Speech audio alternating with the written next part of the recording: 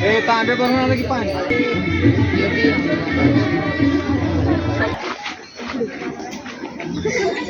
या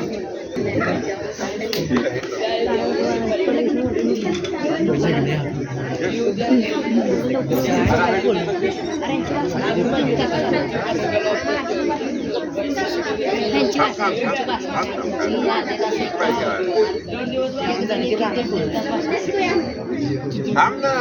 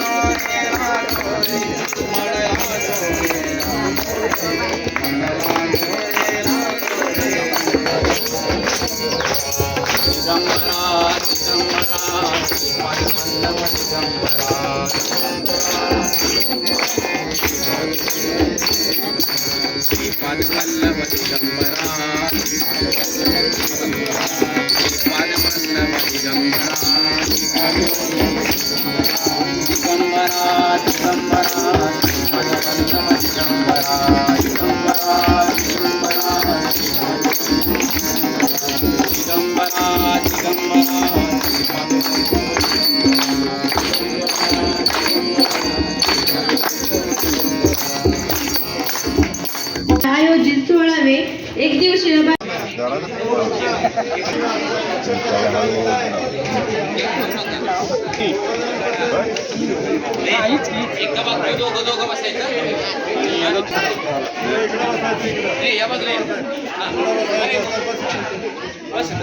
भाज्याच्यात घे भाज्याच्यात घेते फोटो घेते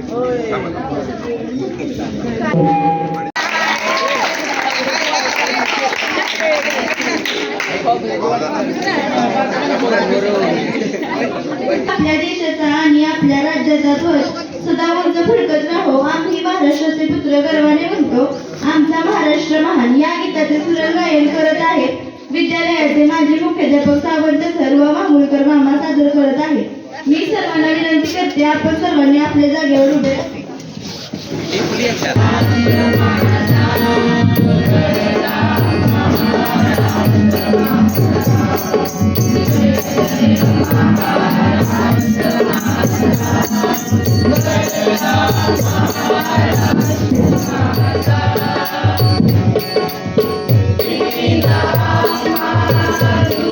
Thank you.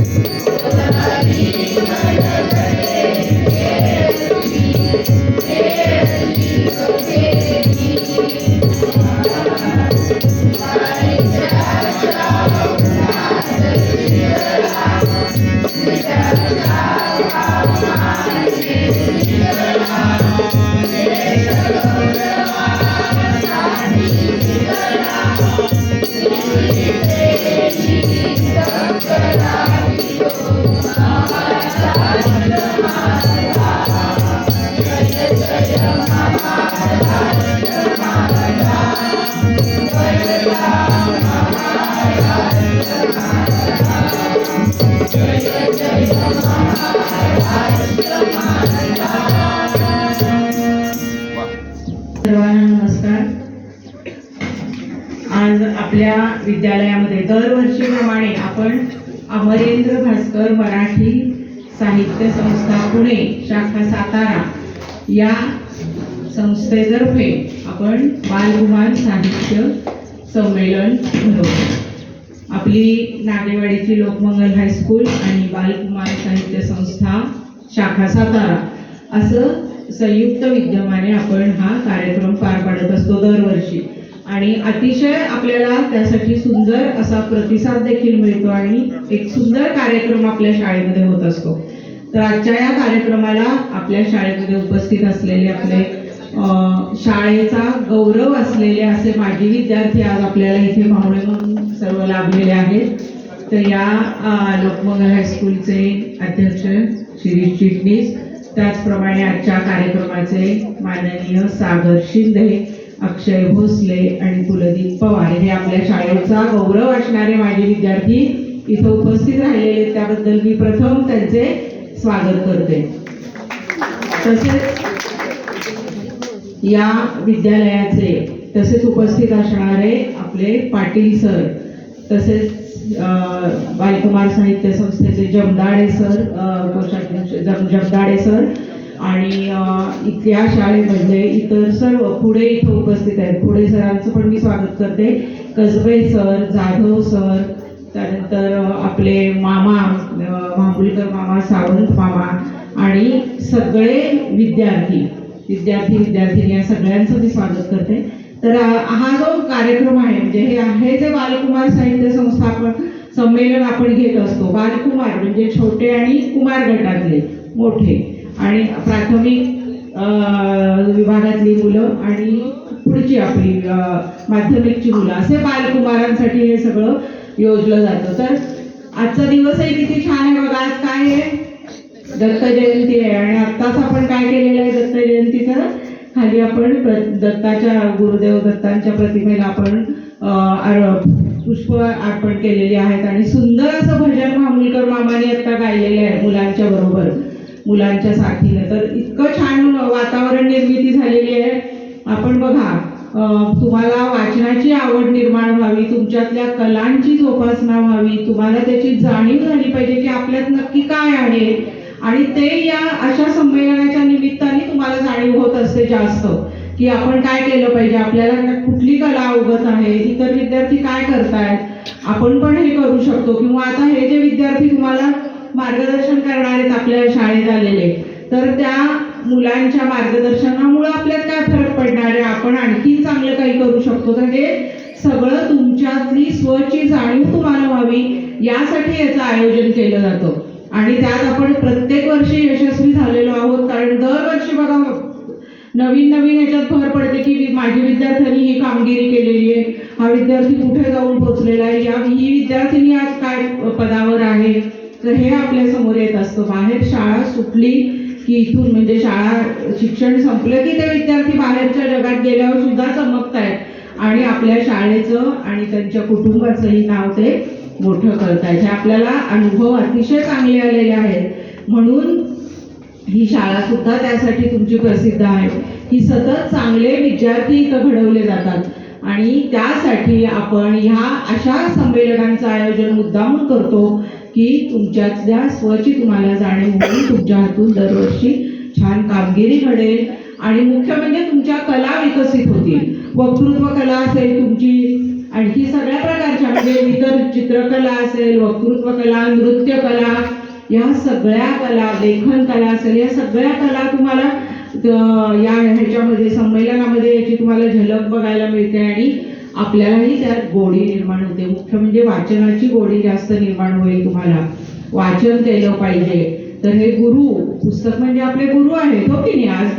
आज दत्त जयंती आहे, म्हणजे आज गुरूंनी आपल्याला आशीर्वाद दिलेला आहे बघा. आणि हा सगळा तुमचा जो पाठीचे आशीर्वाद आहे आणि मार्गदर्शन तुम्हाला आता दिवसभरात मिळणार आहे. तर त्यामुळे हा आजचा दिवस आपला आणि तुमच्या आयुष्यातील पुढील सर्व प्रवास जो आहे तो नक्कीच एक चांगला सुखकर होणार आहे याची मला खात्री आहे. आज इथं आमच्या विनंतीला मान देऊन सर्वजण इथं उपस्थित राहिले पाहुणे. तसंच मलाही इथं येता आलं, तुमच्यासमोर बोलता आलं, याबद्दल मी बालकुमार साहित्य संस्थेचे जमदाडे सर आणि इतर सर्व शिक्षक आणि शाळा यांची ऋणी आहे. धन्यवाद. काय ते ना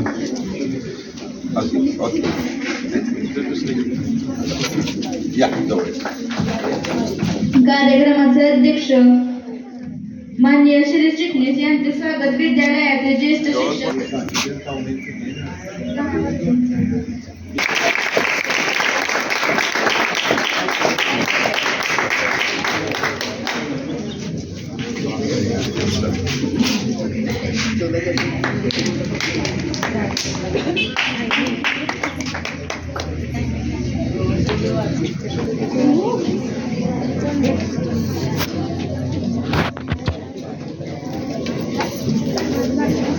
काय जोरात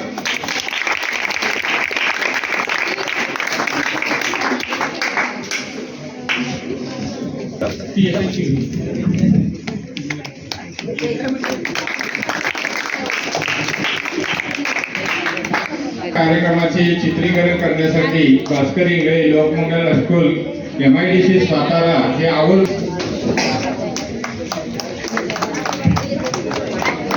डावाचा जोरात आणि दोघं पण मित्र आहेत, एकमेकाच्या बरोबर खेळलेले पण आहेत.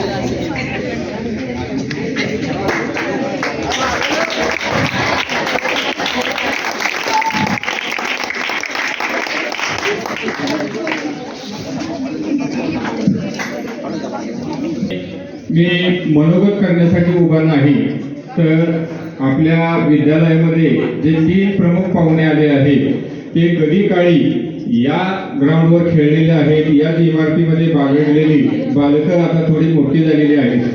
आज दत्त जयंतीचा उत्सव तेवढ्यासाठीच आहे की ज्या वेळेला दत्ताचा जन्म झाला त्यावेळेला ते बालका स्वरूपात त्यांना त्यावेळेला असा आशीर्वाद दिलेला होता आणि बालका स्वरूपात होते आणि ते पण 3 जण होते, ब्रह्म विष्णू महेश.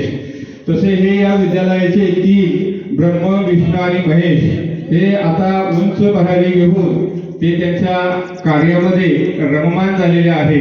थोडीशी त्यांना आठवण म्हणून आपण आणि तुम्हाला प्रेरणा देण्यासाठी आपल्या विद्यालयामध्ये बोलवलेलं आहे. प्रथम संमेलन अध्यक्ष सागर शिंदे हा राहणारा कुशीचा आहे आणि हा जो विद्यार्थी जो आहे तसा मध्यम आणि गरीब परिस्थितीतलाच विद्यार्थी शिंदे कुटुंबातला. या विद्यालयामध्ये त्याचं आगमन हे 8वी मध्ये झालं.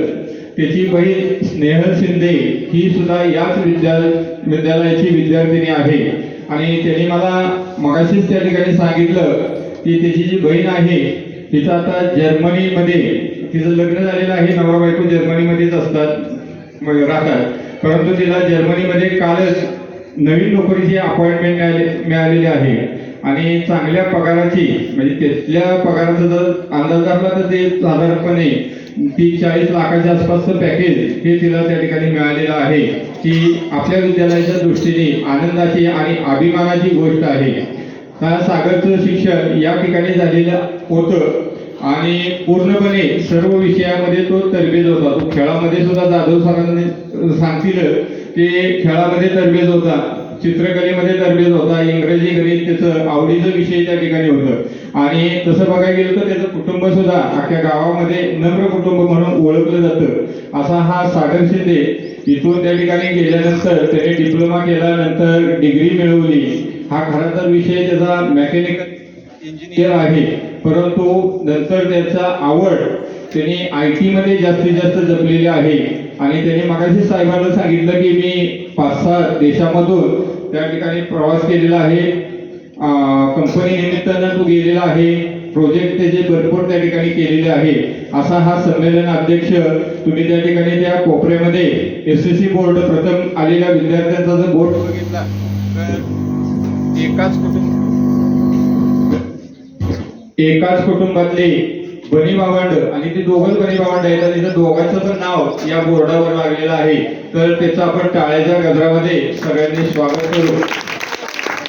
दुसरा विद्यार्थी जो आहे त्या विद्यार्थ्याचं वैशिष्ट्य कुलदीप मोरे, याला आपल्या शाळेचा शेजारी बांधाला बांध लागलेला माणूस म्हणतो आपण बघा, आणि तो जास्ती जवळचा असतो असा कुलदीप मोरे की ज्यांचं आपल्या शाळेच्या बांधाच्या पलीकडं सगळं क्षेत्र आहे. त्याचे सर्व भाऊ, त्याच्यानंतर आता ही त्यांची दुसरी पिढी या विद्यालयामध्ये शिकत आहे. त्याचा चिरंजीव याच विद्यालयामध्ये त्यांनी सातारमधून काढून या विद्यालयावर विश्वास ठेवलेला आहे आणि इथं त्यांनी मुलगा शाळेसाठी ठेवलेला आहे. तर राहायला सातारला पण विद्यार्थी मात्र इथं गावाकडे त्या ठिकाणी पाठवलेला आहे. त्याच पद्धतीने इयत्ता 9वी मध्ये त्याचीच पुतणी आता सध्या शिकत आहे. म्हणजे हा त्याचा विश्वास आहे. त्याने सुद्धा या ठिकाणी शिक्षण घेऊन पुन्हा वस्ती शाळेवर, म्हणजे इथं गोपाळांची वस्ती आहे, या वस्तीतले विद्यार्थी शिकवण्याचं काम हे त्यांनी केलेले. कुणीही चांगल्या सुविधा ज्या शाळेमध्ये आहे तिथले विद्यार्थी शिकवण्याचं काम कुणीही करेल, पण त्यांनी एक आदर्श दाखवला की गोपाळ वस्तीतली मुलं त्या ठिकाणी शिकवण्याचं काम त्यांनी केलेलं आहे. आणि आता थोड्याच दिवसापूर्वी त्याची बदली पाटण तालुक्यामध्ये झालेली आहे. म्हणजे उलट या गावाचं वैभव जे होतं ते थोडंसं दूर गेले असं मला वाटते. आता तिसरा विद्यार्थी जो आहे तो अक्षय भोसले, याचा जर त्या ठिकाणी विचार केला तर हा म्हणजे सामाजिक दृष्ट्या शैक्षणिक दृष्ट्या हा त्या ठिकाणी सुरुवातीपासूनच चांगल्या परिस्थितीमध्ये होता. त्याच्या वडिलांचं सुद्धा जे सामाजिक कार्य चांगलं आहे आणि तो सध्या व्यावसायिक आहे आणि त्याची सुद्धा प्रेरणादायी तो त्याचा इतिहास या आपल्या व्याख्यानामध्ये सांगेल. तर इथून पुढचं म्हणजे परिचयाचं काम होतं ते परिचयाचं काम झालेलं आहे. आता कार्यक्रमाचे संमेलन अध्यक्ष सागर शिंदे या ठिकाणी आपलं मनोगत व्यक्त करेल. संस्थेचे संस्थापक अध्यक्ष माननीय चिटणीस साहेब हे प्रथम त्या ठिकाणी बोलतील आणि नंतर मान्यवरांचं व्याख्यान या ठिकाणी होईल. अमरेंद्र भास्कर बालकुमार साहित्य संस्था आणि लोकमंगल ग्रुप शिक्षण संस्थेच्या वतीनं माझ्या माहितीप्रमाणे तिसरं बालकुमार साहित्य संमेलन नागेवाडी कुशीमध्ये होतं. म्हणजे आपलं बाकीला 13 झालं, पण आपलं हे तिसरं आहे. आणि या संमेलनाची जी सुरुवात आहे ती करण्यामागे उद्देशच असा होता की आता या पुढच्या कालावधीमध्ये अभ्यासाला दुय्यम स्थान प्राप्त होणार आहे. म्हणजे बघा की समजा एखाद्या कंपनीमध्ये नोकरीला तुम्हाला इंटरव्ह्यूला बोलवलेलं आहे किंवा ऑनलाईन इंटरव्ह्यू आहे. आता ऑनलाईन इंटरव्ह्यू होता आणि ऑनलाईन इंटरव्ह्यू मध्ये पुण्याचा मुलगा आहे किंवा पुण्याची मुलगी आहे, तिला 95% मार्क्स आहेत आणि तुमच्या शाळेतल्या एका मुलाला समजा त्या कालावधीमध्ये 75% मार्क पडले होते. तो पुढे त्यांनी 12वी केली आणि काय केली, तर तो 95%चा मुलगा हा निवडला जाईल असं काही नाही. आपला ज्या मुलाला 10वी मध्ये 75% 80% मार्क्स मिळालेले आहेत तो मुलगा निवडला जातो. का निवडला जातो तर कंपनी अभ्यासाकडे बघत नाही. कंपनी काय बघते, कंपनी बघते कॅपॅसिटी या व्यक्तीची किती आहे, तो आपल्या कंपनीचा प्रॉडक्ट समजा आहे त्यासाठी काय डेव्हलपमेंट करू शकतो किंवा त्याची विक्री कशी करू शकतो, त्याची पर्सनॅलिटी कशी आहे, तो समजा कंपनीमध्ये कार्यक्रम घेतला तर सूत्रसंचालन करू शकतो का, तो कंपनीचा कार्यक्रम घेतला तर सगळ्यांना इन्स्पायर करू शकतो का, त्याची कॅपॅसिटी आजारी किती वेळा करू शकतो, घरबुडा रजा किती काढू शकतो, हे सगळं ते बघत असतात.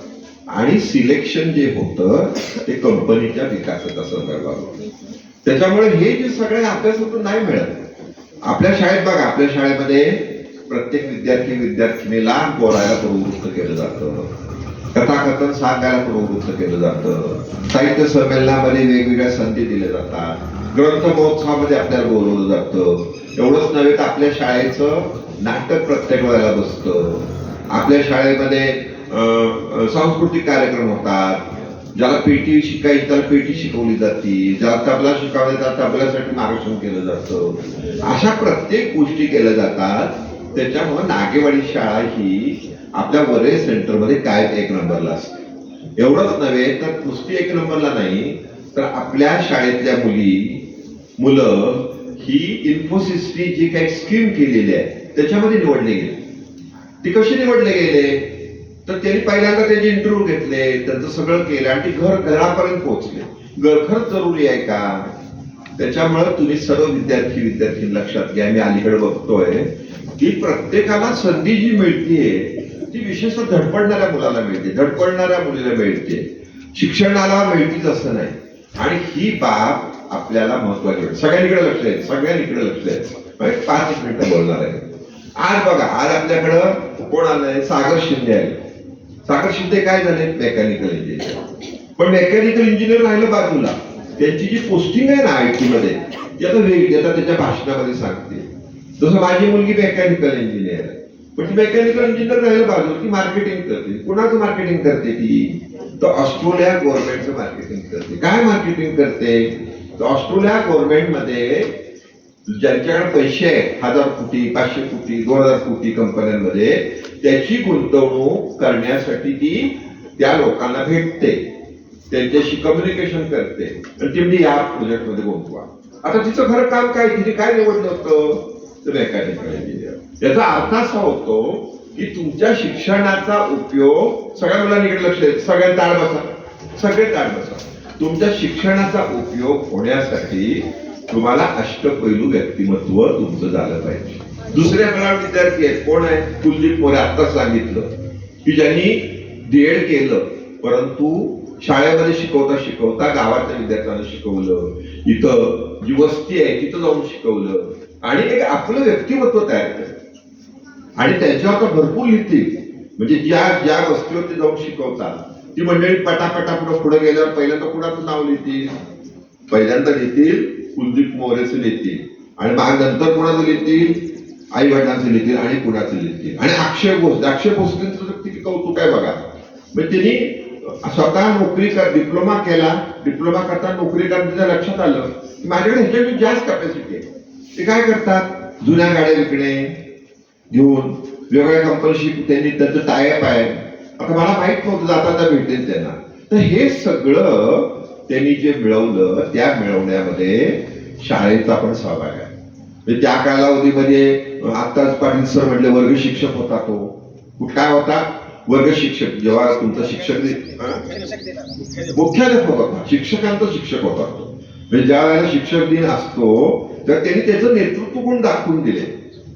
असं प्रत्येकाने केलेलं आहे. ही बाब आपल्याला अतिशय महत्वाची आहे. म्हणजे बघा, तुम्ही किती महत्वाचं असतं. तुम्हाला मी चित्रपट बघितला मी तो, आणि मला आता तो पुन्हा वाचला, कारण मला इंग्रजी विशेष कळत नाही. तो चित्रपटाचं नाव काय? सगळ्यांकडे लक्ष द्या आणि ऐका, म्हणजे तुमच्या लक्षात येईल काय घडू शकतं. त्या चित्रपटाचं नाव आहे लाईफ इज ब्युटिफुल. रॉबर्ट बेनिमिनचा चित्रपट आहे आणि त्या चित्रपटामध्ये गिडो म्हणून जो आहे तो इटलीमध्ये जातो आणि वेटर म्हणून काम करत असतो. आणि एक दिवस त्या हॉटेलमध्ये डोरा म्हणून शिक्षिका येते आणि त्याला एकदम ती आवडते, पण तिचं लग्न ठरलेलं असतं. काय ठरलेलं असतं तिचं? आता ह्याला तिच्याशी लग्न करायचं असतं. मग तो नवीन आयडिया वापरतो, क्लुप्त्या वापरतो आणि काय करतो की ती जी डोरा आहे ती हळूहळू ते लग्न रद्द करते आणि याच्याशी लग्न करते. त्याला एक मुलगी होती जोशिया नावाची. तर हा गिडो जो असतो ना, जीव धर्मी असतो. काय असतो? समाज असतो का नाही जीव, तसं आपण वेगवेगळे असतो. तो जीव मधलं वाचलं पाहिजे तुम्ही मुद्दा. तर जीव धर्मी असतो आणि त्यांना दोघांना जोशिया नावाचा एक मुलगा त्यांना होतो. पण जर्मनीचं युद्ध चालू होतं, दुसरं महायुद्ध. आणि त्या दुसऱ्या महायुद्धामध्ये सगळ्यात जास्त माणसं मारली गेली जीव. म्हणजे लाखो माणसं गॅस चेंबर मध्ये पाठवून त्यात मारली गेली. छोटी छोटी मुलं मारली गेली, स्त्री पुरुष मारले गेले. तर हे इटलीमध्ये ह्याला धरून आणतात. कुणाला धरतात? ते गिडोला धरतात आणि जोशियाला धरतात. ते हिला मात्र सोडून देतात डोराला. तर ती डोरा ऐकत नाही. डोरा त्यांच्या बरोबर ते ट्रेनमध्ये बसलेली येते आणि एका स्त्रियांच्या कंपार्टमेंटमध्ये त्या डोराला पाठवलं जातं आणि गिडो आणि जोशियाला एका ठिकाणी ठेवलं जातं. पण गिडोच्या लक्षात येतं की अरे जोशिया हा 5 वर्षाचा आपला मुलगा आहे, त्याला काय माहिती विचारायला. तो म्हणतो इथे एक स्पर्धा आहे. तिथं काय आहे? स्पर्धा आहे आणि त्याला 1000 गुण आहेत. जो 1000 गुण मिळवेल त्याला रणगाडा भेट मिळणार आहे. काय मिळणार आहे? रणगाडा. तर तुला जे सांगतील शिक्षा, तर ती शिक्षा नाही आहे, ती स्पर्धा आहे. आणि त्या स्पर्धेत तू त्या शिक्षेचं काय करायचं? पार पाडायची, घाबरायचं नाही अजिबात. आणि मग त्याला भाषा येत असती जर्मनची, याला मात्र येत असती कुणाला? गिडोला. व तो भाषा सांगितली, तो नाटक करून वेगवेगळ्या ऍक्शन करून इटली भाषेमध्ये त्या मुलाला सांगायचं. त्याला वाटत ती स्पर्धा आहे. अशा स्पर्धेत तो सगळा पास होत जातो. मग कधी जेवायला मिळत नसतं, कधी काम करायला लावतात, कधी आणि काय करायला लावतात. आणि ते तो म्हणतो स्वतः माझे 1000 मार्क्स होणार आणि मला काय मिळणार? रणगाडा मिळणार. आणि एक दिवस या गिडोला सैनिक येतात आणि त्याला मारण्यासाठी घेऊन जात असतात. तरी हा नाटक करतो आणि त्याला कपाटात लपवायला लावतो. तो कपाटात बघत असतो, त्याला तो डोळा मारतो आणि जातो म्हणून जातो. त्याला ऍक्च्युली मारायला नेलेलं असतं. म्हणजे तो गेला आणि तेवढ्यात अमेरिकेचा रणगाडा येतो, कारण तो पण युद्ध संपायला आलेलं असतं. आणि अमेरिकेचा रणगाडा आला, त्याला वाटतं अरे वा मी जिंकलो, रणगाडा आला. तो येतो बाहेर पळत पळत पळत कपाटातनं, त्या रणगाड्यात पुढे उभा राहतो. मग त्या रणगाड्यातला जो अमेरिकन असतो तो उतरतो, त्याला उतरवतो आणि रणगाड्यात बसवतो. त्याला वाटतं जिंकलो. इकडं चित्रपट बघणारे माणसं रडत असतात. त्याला कळतं वडील गेले याचे, पण याला कळतच नाही. आणि याला वाटतं आपल्याला रणगाडा मिळाला.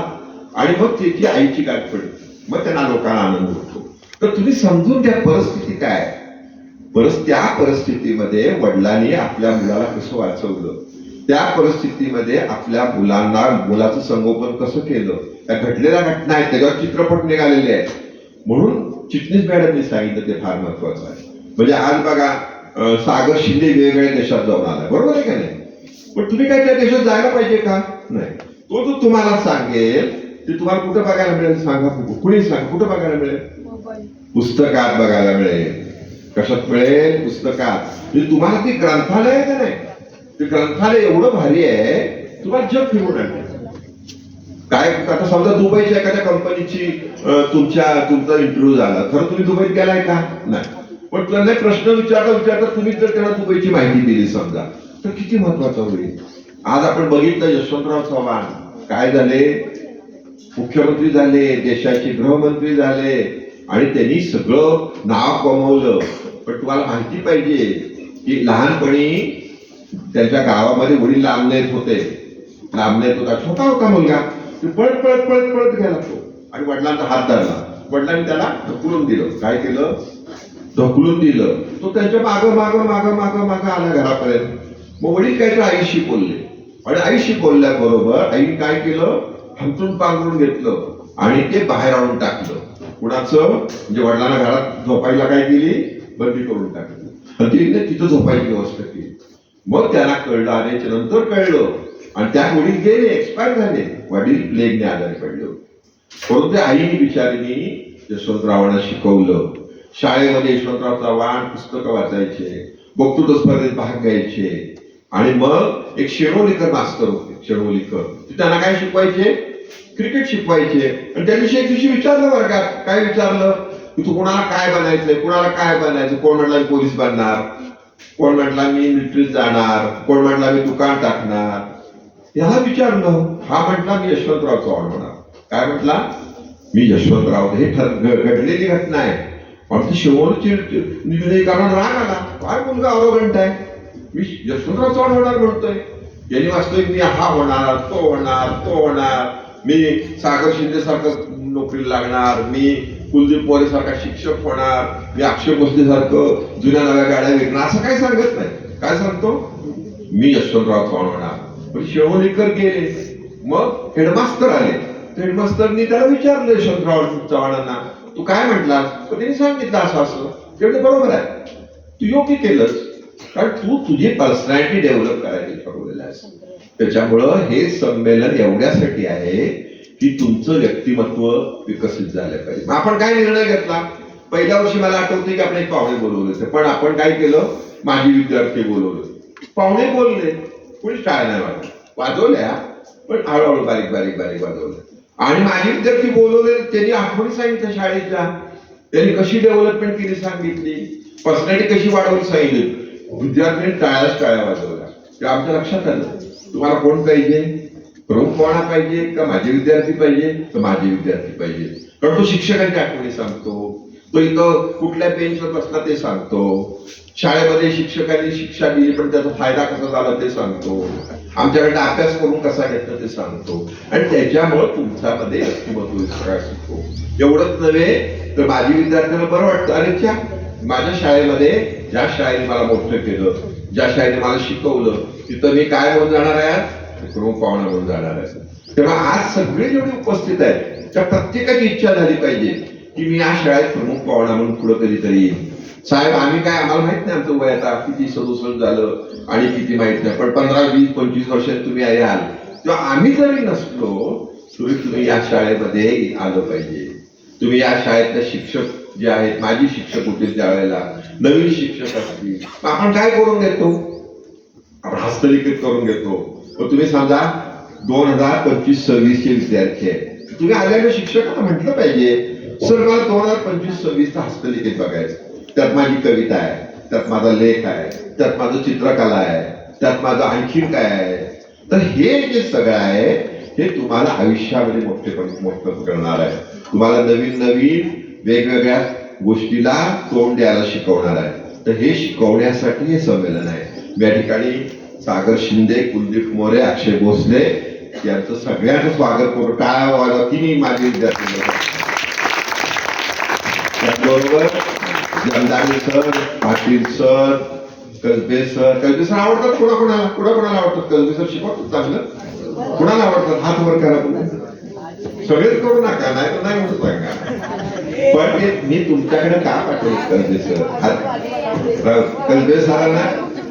कसबे सरांना एवढ्यासाठी पाठवलंय की मला खात्री आहे की तुम्हाला ते छान शिकवतील, तुम्हाला शिक्षकांची आठवण येऊ देणार नाही, इतकं चांगलं करतील. आणि त्यांना पण मी सांगणार आहे तुम्ही एवढं काय काय वेगवेगळं करा की त्याचा उपयोग झाला पाहिजे. आता या ठिकाणी कदम मॅडम आले, त्यांच्या जेवढ टाळ्या आवाजवा. बालकुमारच्या त्या पदाधिकारी आहेत, शिल्पा संस्थेचे अध्यक्ष आहेत, संस्थेचे सचिव पण आहेत. त्यामुळे हे जे सगळं जे आहे, आता तुम्हाला आम्ही काय इकडं लक्ष द्या, तुम्हाला आम्ही आता प्रयोग करणार आहे. मी तुम्हाला आता पिक्चरचं नाव सांगितलं का नाही, तसे जगातले चांगले चांगले चित्रपट इथं तुम्हाला दाखवणार आहे. तर तुमच्या लक्षात येईल काय भाषा आहे चित्रपटाची भाषा जी आहे ना, जे समजून घ्या. इकडे लक्ष द्या, इकडे लक्ष द्या. आता समजा एखादा आपला चित्रकला काढतो, बरोबर आहे, तुमचं चित्र आहे, बरोबर आहे, ते अमेरिकेत गेलं, त्यांना भाषेची जरूर आहे, जर्मन मध्ये गेलं भाषेची जरूर आहे, त्यांना चित्र महत्वाचं आहे.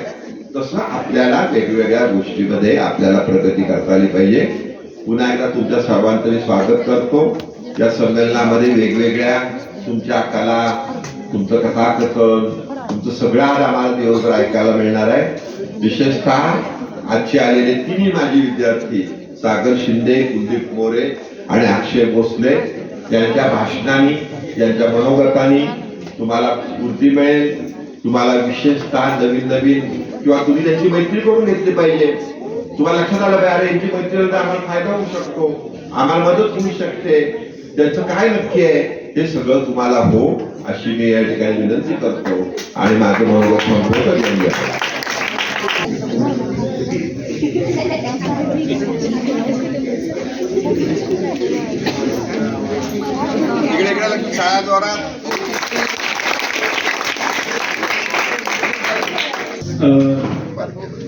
आज बालकुमार साहित्य संमेलन याच्यामध्ये मला इन्व्हाइट केलं, त्याच्याबद्दल सर्व शिक्षक मंडळ यांचे धन्यवाद. मी कधीच भाषण केलं नाही, फर्स्ट टाइम मला बोलण्याची संधी आज भेटलेली आहे, त्यामुळेच मी हा मागवलेला आहे. याच्यात मी कम्फर्टेबल असेल. चिटणीस साहेब माझ्या लाईफ मधले सगळ्यात पहिले मोटिवेशन म्हणू शकतो. मोटिवेशनल स्पीकर काय असतं हे मला त्यांच्याकडून समजलं.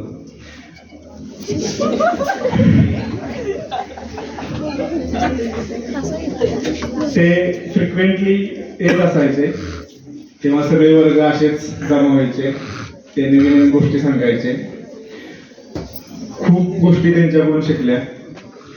त्यांनी खूप मोटिवेशन दिलं. मग त्यांचं भाषण ऐकल्यानंतर तो फुगा फुगतो ना, फुगा फुगायचा, आयुष्यात मी काही करू शकतो अशी भावना निर्माण व्हायची.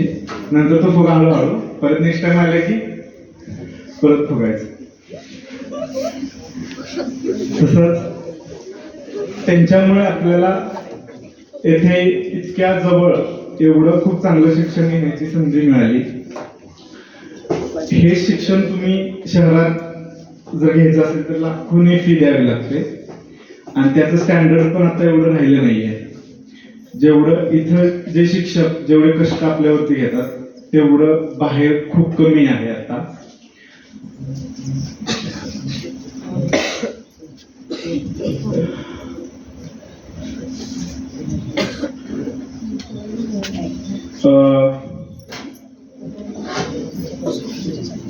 आता माझ्याबद्दल मी इथे 8वीला आलो. 7वी पर्यंत कृषी माध्यम शिक्षण झालं. त्याच्यानंतर 8वीला मी इथे एक नॉर्मल स्टुडंट होतो. मी म्हणजे तिकडे नंबर येत होता माझा पहिला दुसरा, पण इथे 8वी 9वी 10वी याच्यामध्ये मी 7 8 या नंबरवर होतो.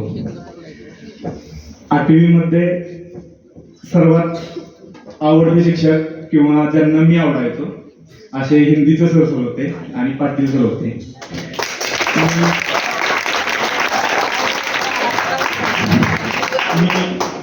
स्पोर्टमध्ये मला आवड होती, त्यामुळे हिंदी सरांचा मी सर्वात पहिल्यांदा आवडते विद्यार्थी झालो.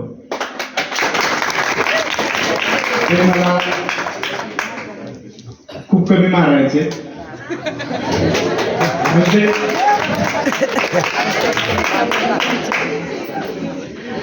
तसेच मला गणित विषय खूप आवडायचा, त्यामुळे त्याच्यानंतर पाटील सरांनी मी 8वी 9वी 10वी त्यांचा मी आवडता विद्यार्थी होतो. 10वी मध्ये होतो त्यावेळेस त्यांनी मला मुख्याध्यापक बनवलं होतं शिक्षक दिना दिवशी. ते बोलले की नाही, मला हाच मुख्याध्यापक पाहिजे, हाच होणार. त्याच्यानंतर जमदारे सर 8वी 9वी 10वी इंग्लिशचं माझं पहिल्यापासून वाकड. जमदारे सरांनी आल्याला 12 खडी लिहायला लावली.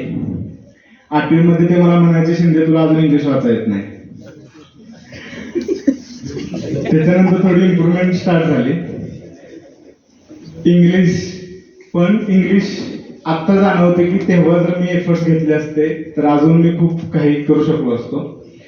इंग्लिश म्हणजे मी 10वी आणि 12वीचे पण पेपर इंग्लिशचे असे सोडवले की प्रश्नात जे काय दिसतंय ते वरच्या ह्याच्यात दिसलं ते हाय असं लिहायचं. असे इंग्लिशचा प्रॉब्लेम पहिल्यापासून होता. पण जमदारे सर ओळखायला मला 10वी झाल्यानंतर मी त्यांना ओळखलं. 8वी ते 10वी ते खूप कडक होते. फणस असतो माहिती, फणसाचे काटे तसे ते वाटत होते, पण नंतर जाणवलं की ते फणसाचे आतला गळे आहेत ते होते.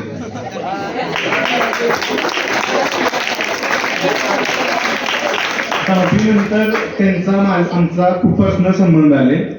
त्याच्यानंतर आमचं घरी येणं जाणं राहिलं, आमचा संवाद खूप वाढला. तसेच स्नेहलचाही त्यांच्याशी जास्त संपर्क असायचा.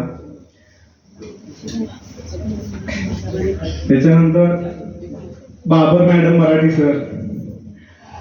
सर आता नाही, रिटायरमेंट त्यांचं खूप कॉल यायचे की कार्यक्रमाला आहे. तसेच बाबर मॅडमला समजलं 10वीत की हा हुशार मुलगा आहे. जेव्हा रिझल्ट लागला तेव्हा तोपर्यंत मी त्यांच्यासाठी एक नॉर्मल स्टुडंट होतो.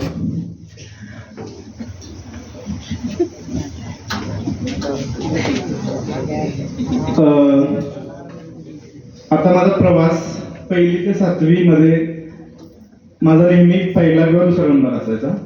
अविनाश साळुंखे एक आहे तो, त्याचा पहिला तर माझा दुसरा, परत असं आमचं मधून अजून चेंज होत राहायचं. 8वी मध्ये माझा काहीतरी 4था 5वा नंबर होता. 9वी मध्ये 7वा का 8वा होता. 10वीच्या फर्स्ट सेमिस्टर मध्ये पण 7 8 4 असंच होतं. तेव्हा मी एक दिवस एक सेमिस्टर झाल्यानंतर घरी चर्चा झाली वडिलांवर की म्हणलं आता 7वी पर्यंत नंबर होत होता, आता 8वी 9वी 10वीत नाहीये, आता पण खूप महाग आहे. तर मग वडील म्हणले आता अजून 5 महिने इथून पुढे तू स्टार्ट करू शकतोस. मग मी त्या दिवशीपासून ते एक्झामचा शेवटचा पेपर होतोपर्यंत मी सकाळी 5ला उठायचो, 5 ते शाळेत येतोपर्यंत 9 पर्यंत रोज 4 तास पहाटे अभ्यास करायचो. मी एवढा अभ्यास केला की मला रिझल्टची चिंता नव्हती. रिझल्टमध्ये माझा पहिलाच नंबर येणार आहे मला माहित होतं. पर्सेंटेजचं माहित नाही पर्सेंटेज किती पडतील, पण नंबर माझाच येणार हे मला कॉन्फिडन्स होता, कारण मी तेवढं कष्ट घेतलं होतं आणि शेवटी नंबर आला. तर नंबर येण्यासाठी अभ्यास हे मला नंतर बरं समजलं. नंबर येणं म्हणजे फक्त वाव होतं, सत्कार होतो, आपल्याला काहीच भेटत नाही. पर्सनली भेटतं ते फक्त काय सिलेबस मध्ये जे आहे ते आपल्याला समजलंय का त्याचाच उपयोग फक्त पुढे होतो. 10वी नंतर 12वी मध्ये मी 11वी 12वी LBS कॉलेजला केली. तेथे सायन्स होतं, इंग्लिशचा प्रॉब्लेम तो सांगितला तसाच होता, पण माझं मॅथ्स आणि सायन्स म्हणजे विज्ञान खूप स्ट्रॉंग होतं. मला म्हणजे पर्सनली वाटतं की जो विद्यार्थी गणित आणि विज्ञान या विषयात हुशार आहे तो सर्वच विषयात हुशार आहे.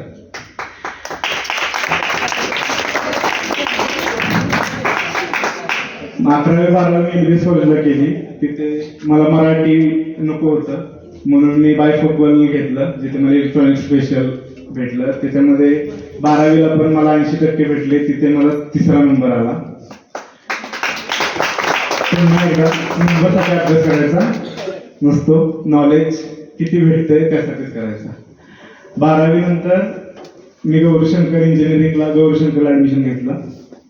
वडील म्हणत होते की इंजिनिअरिंग आपलं काम नाही किंवा नको, डिप्लोमा कर, ते झेपल का.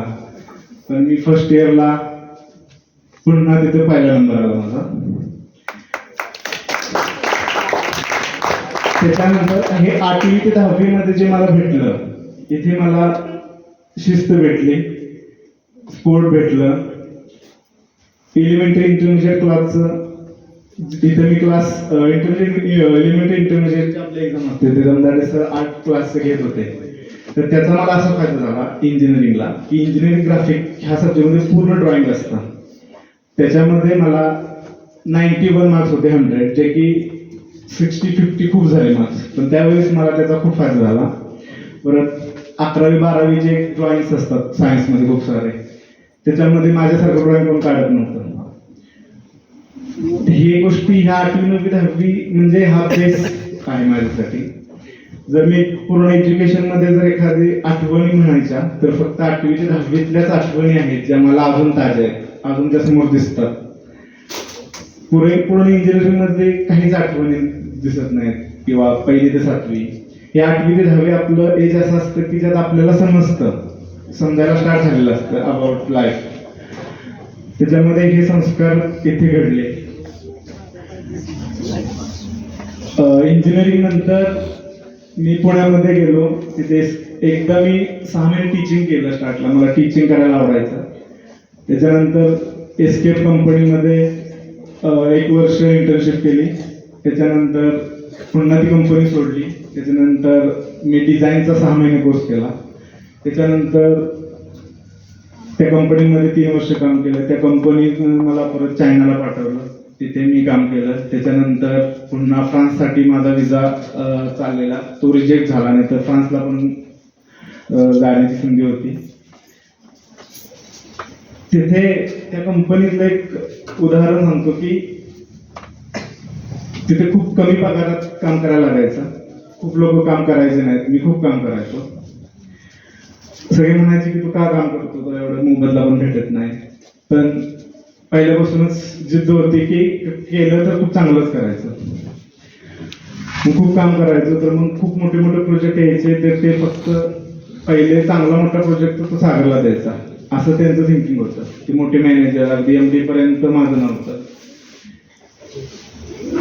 फक्त एका गोष्टीमुळे की 100% त्यात मी द्यायचो. त्याच्यानंतर डिझाईन करायचो, म्हणजे काही गाड्यांचं मेकॅनिकल डिझाईन. सॉफ्टवेअर असतात ते करायचो. त्याच्यानंतर मी माझी बहीण ती IT इंजिनियर आहे. एक्झाम्पल देतो, मेकॅनिकल इंजिनियरला 3 लाख पगार असेल वर्षाचा, तर तोच ITचा असेल तर त्याला 15-20 लाख असतो. एवढं डिफरन्स आहे. तर ती म्हणायची की तू हे काय करतोय, तू माझ्याकडे कर, खूप हुशार आहेस तू, तुझं लॉजिकल थिंकिंग सगळं चांगलं आहे, तू खूप हुशार आहे, तू करशील. मग मी ते अभ्यास स्टार्ट केला ITचा. मला काही माहित नव्हतं ABCDला. मी स्टार्ट केलं. त्याच्यानंतर इंटरव्ह्यू दिले, रिजेक्ट झालो. आणि IT मध्ये थोडं प्रोफेशनलपणा जास्त असतं, इंग्लिश खूप इम्पॉर्टंट असतं, त्याचा प्रॉब्लेम होताच. मग पुन्हा प्रिपेअर करत राहिलो, ट्राय करत राहिलो, अभ्यास करत राहिलो. त्याच्यानंतर मला IT मध्ये जॉब भेटला. तो पण लकीली असा जॉब भेटला की मी जो डिझाईन करायचो सॉफ्टवेअर, जे युजर वापरायचे, त्याचं डेव्हलपमेंटचा जॉब भेटला. मग आता मी जे डिझाईन मी स्वतः करायचो ॲज अ मेकॅनिकल इंजिनियर, तेच काम मी फक्त तो सॉफ्टवेअर बनवण्याचंच काम मी करतो आता. त्याच्यानंतर आता 5 वर्ष मी त्याच्यामध्ये आहे. आता एक ॲक्सेंचर कंपनी आहे खूप मोठी, तेथे आहे. आता ही कंपनीमध्ये मी जॉब लागायच्या आधी अभ्यास कसा केला की त्या कंपनीत असताना त्याच्या आधीच्या मी सकाळी 4ला उठायचो, 4 ते 9 अभ्यास करायचो, 9 ते संध्याकाळी 8-9 परत ऑफिस, आणि पुन्हा 9 पासून परत रात्री 12 पर्यंत अभ्यास. असं मी 3 महिने परत अभ्यास केला. त्याच्यानंतर ह्या कंपनीत मला इंटरव्ह्यूला चान्स भेटला आणि ते मला सिलेक्शन झालं. त्याच्या आधीच्या कंपनीतून मला UAE कंट्री आहे, युनायटेड अरब इमिरेट्स, तिथे मला परत क्लायंट लोकेशनला काम करण्याची संधी भेटली. हा प्रवास म्हणजे मी हुशार नॉर्मल होतो, बाहेर गेल्यावर समजतं की आपण काहीच नाही आहे. इथं वाटतं की मी खूप हुशार आहे, बाहेर गेल्यावर समजतं की आपण किती हुशार आहे. पण एक जिद्द होती, धडपडण्याची ताकद, की करत राहायचं, फक्त करत राहायचं, सोडायचं नाही, गिव्हअप करायचं नाही. तुमच्याकडे किती लोकांचं आता टार्गेट फिक्स आहे की मला पुढे जाऊन मी हे बनणार आहे, काही असेल की माझं हे ठरलेलं आहे.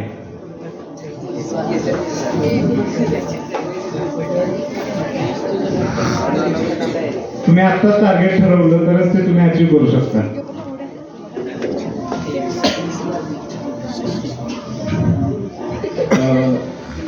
त्याच्यानंतर बहीण माझी आत्ता जर्मनीला आहे, तिचा पण इथे, ती पण हुशार होती. तिच्या मोटिवेशननं मी अभ्यास करायचो, माझ्यामुळे ती अभ्यास करायची.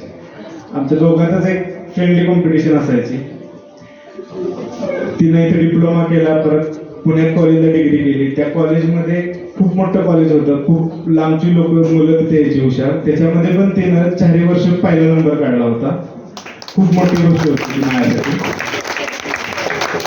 आता ती जर्मनीत जॉब मागच्या वर्षी गेली, ती 1.5 वर्ष जॉब सर्च करते जर्मनीमध्ये. पण त्यांना जर्मन लँग्वेज आली पाहिजे बोलायला, अशी त्यांची रिक्वायरमेंट होती. त्यामुळे तिला खूप त्रास होत होता.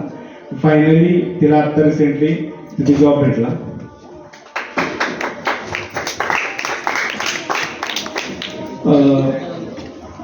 तुम्ही अभ्यासाबाबतीत तुम्ही अभ्यास करताना मार्क्स मिळवण्यासाठी, एक्झामसाठी अभ्यास करू नका.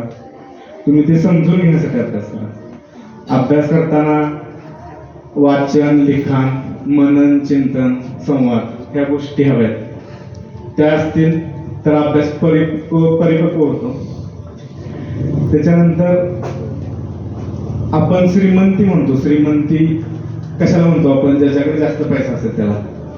तर त्याचं एक थोडक्यात शेवटी मी एक खूप छान असं मला भेटलेलं आयुष्यातलं एक सांगतो की आपण श्रीमंती फक्त पैसे ज्याच्याकडे त्याला म्हणतो, पण खरी श्रीमंती कशाच असते.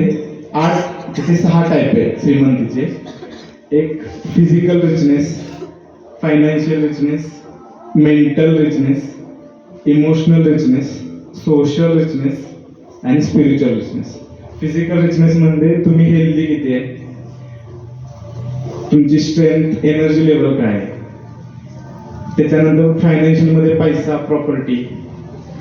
मेंटल इंटेलेक्च्युअल रिचनेस मध्ये तुम्ही किती हुशार आहात, तुम्ही किती प्रॉब्लेम सॉल्व्ह करू शकता.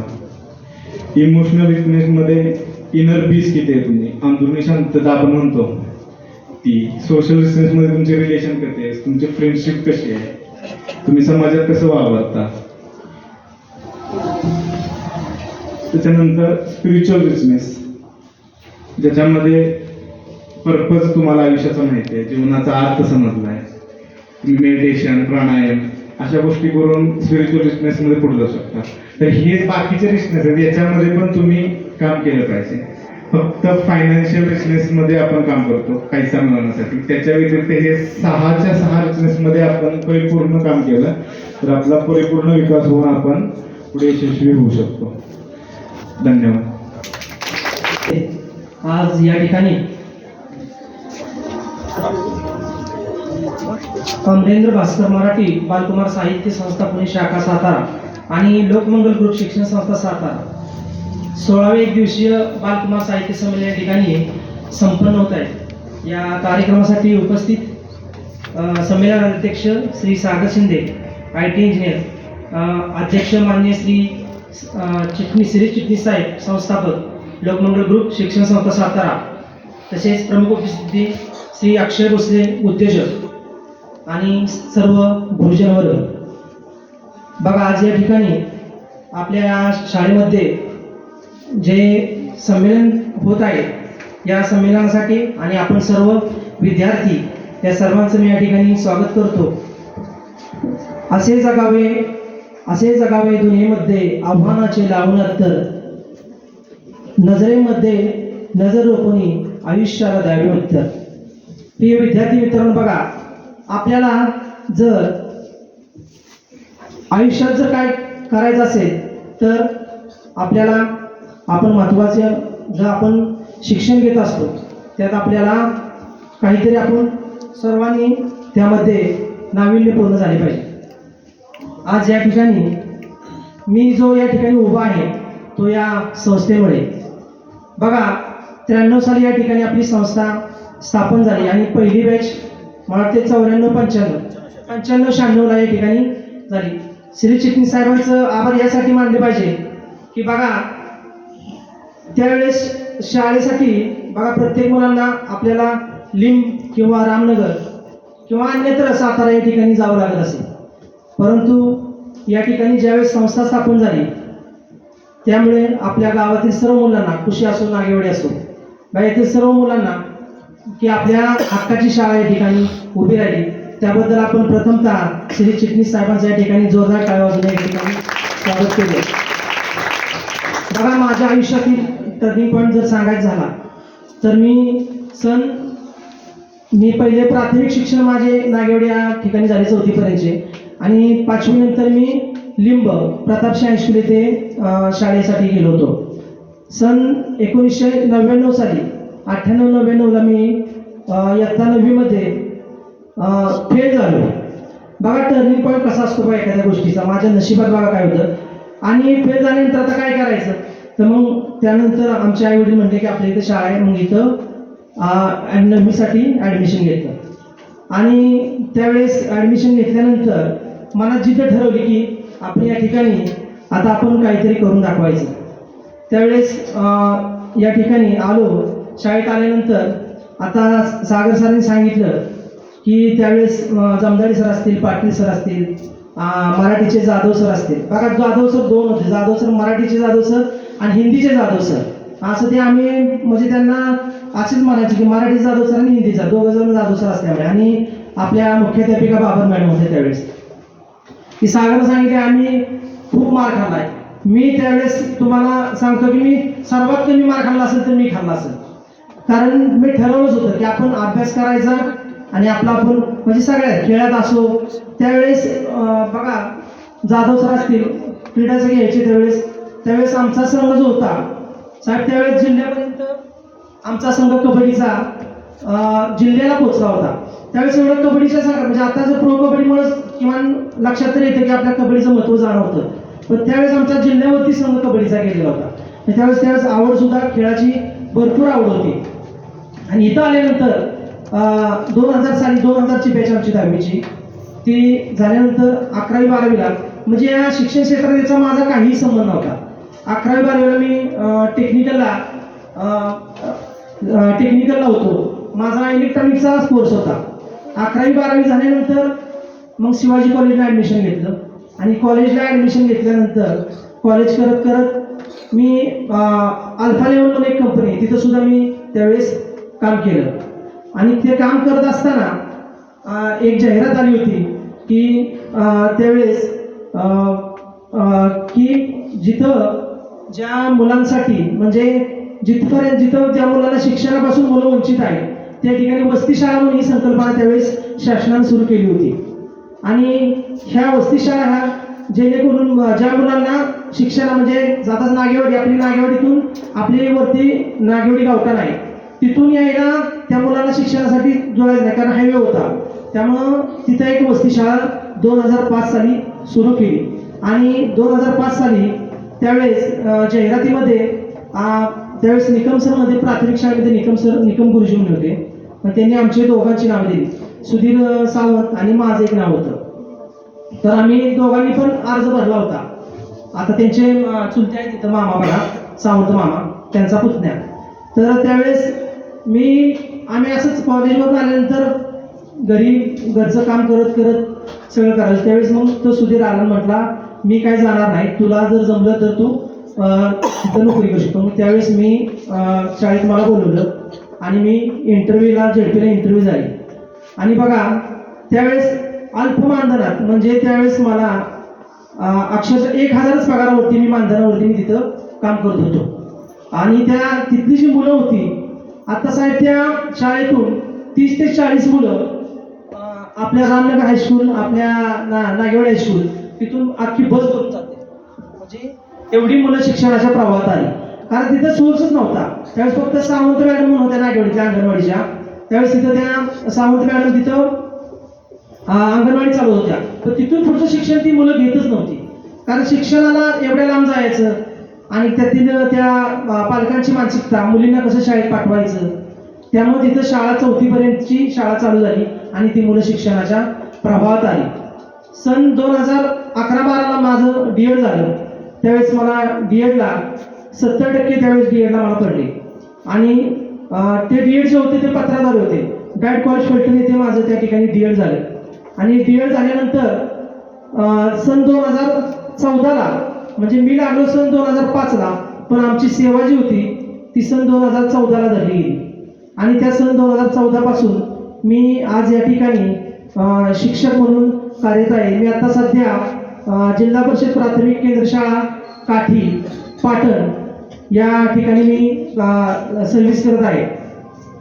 आणि सांगायची गोष्ट म्हणजे बघा मी काय म्हटलं की ह्या संस्थेमुळे आज या ठिकाणी उभा आहे. कारण जे पाटील सर असतील, जाधव सर असतील, जमदाडे सर असतील, बघा आम्ही हे सर्वजण आम्ही एकत्र आलो. आमचं केंद्र संमेलन असेल किंवा शिक्षण परिषद असेल की त्यावेळेस आमच्या सर्वांचं भेटायचं. मी गर्वाने सांगायचो आणि ते सुद्धा गर्वाने सांगायचे, सर्वांना सांगायचे की हा आमचा विद्यार्थी आहे. आणि त्यावेळेस मला पण वाटायचं, मी पण सर्वांना सांगायचं हे आमचे सर्व गुरुजन वर्ग आहे. आणि ह्या सर्वांच्यामुळं मी जो आहे आज या ठिकाणी तो मी त्या सर्वांच्यामुळं आहे. मी शेवटी जाता बघा विद्यार्थी मित्रांनो एक लक्षात घ्या, आपल्याला जर चांगलं घडायचं असेल तर आपल्याला आपल्या आईवडील आणि आपल्या गुरुजनांनी दिलेले संस्कार आणि संस्कृती या ठिकाणी कधीच विसरायची नाही. तुम्ही सक्सेस झाल्याशिवाय राहणार नाही एवढे या ठिकाणी मी बोलतो. आणि मला आज बघा जमदाडे सरांनी मला फोन आला की तुझं प्रमुख पाहुणे. मी म्हणतो तो सर मला जमणार नाही कारण मी शाळेवरती एकटाच आहे तिथं. पण सर म्हणले तू नुसता येऊन जा आणि तू गेलास लवकर तरी चालेल. पण चालते ठीक म्हटलं आणि या ठिकाणी मला बोलण्याची संधी दिली त्याबद्दल मी सर्वांचं आयोजकांचं आणि सर्वांचं या ठिकाणी आभार मानतो आणि थांबतो. धन्यवाद. या ठिकाणी आता उल्लेख केला की मी आता 9वी नापास झालो होतो. तो लिंबच्या शाळेत होता, छत्रपती प्रताप विद्यालय लिंब. तर माझं गाव बी लिंबच आहे. लिंबच्या शाळेतच तो होता. आणि त्यानं सांगितलं मी 9वीत नापास झालो. सर्वांच्या लक्षात राहिला असेल. तो नापास झाला तरी तो नापास होण्यासारखा विद्यार्थी नव्हता. त्या शाळेची पद्धत अशी होती त्या काळात, 9वीला 3 तुकड्या, 9वीला 3 तुकड्या आणि 10वीला 2च तुकड्या असायच्या. तर 9वीला जवळजवळ 180 मुलं असायची. 60-60 मुलाच्या 3 तुकड्या. 9वीला 180 मुलं आणि 10वीला 120 मुलं. 60-60 मुलाच्या 2 तुकड्या. मग ती 60 मुलं ज्यांना 9वीत नापास करायला लागायची. लक्षात आलं सर्वांचे. 60-60 मुलाच्या 3 तुकड्या. मग 9वीला नापास करायला लागेल 60 मुलं त्यांना. तर ती 60 मुलं अशी गाडून लांब येणारी कोंडवलीची मुलं, नागवाडीची मुलं. आता विलियमचाच आहे बरं का, विलियमचाच आहे बोलतो इतिहास सांगतोय तुम्हाला. तर ती 60 मुलं जे नापास करावं लागायची त्यांना, म्हणून तू चुकून नापास झालेले विद्यार्थी आणि गणितात मोठं गणित इंग्लिशच नापास, ते विषय त्याचे गेलेले हो ना. हां, परंतु तो इथं या ठिकाणी तयार झाला आणि चांगल्या मार्काने पास झाला. आणि जो विद्यार्थी नापास होऊन जो परत शिक्षक होतो त्याला माहीत असतं काय केलं पाहिजे ते. कारण मी त्यातलंच आहे. मी 12वीला गणित विषयात नापास होतो. माझा 12वीला गणित विषय पहिल्या वर्षी गेला होता. नंतर तो मी पास झालो आणि त्या विषयाचा शिक्षक आहे. तर अशा पद्धतीनं कुलदीप सुद्धा एक आदर्श शिक्षक म्हणून काम करतोय.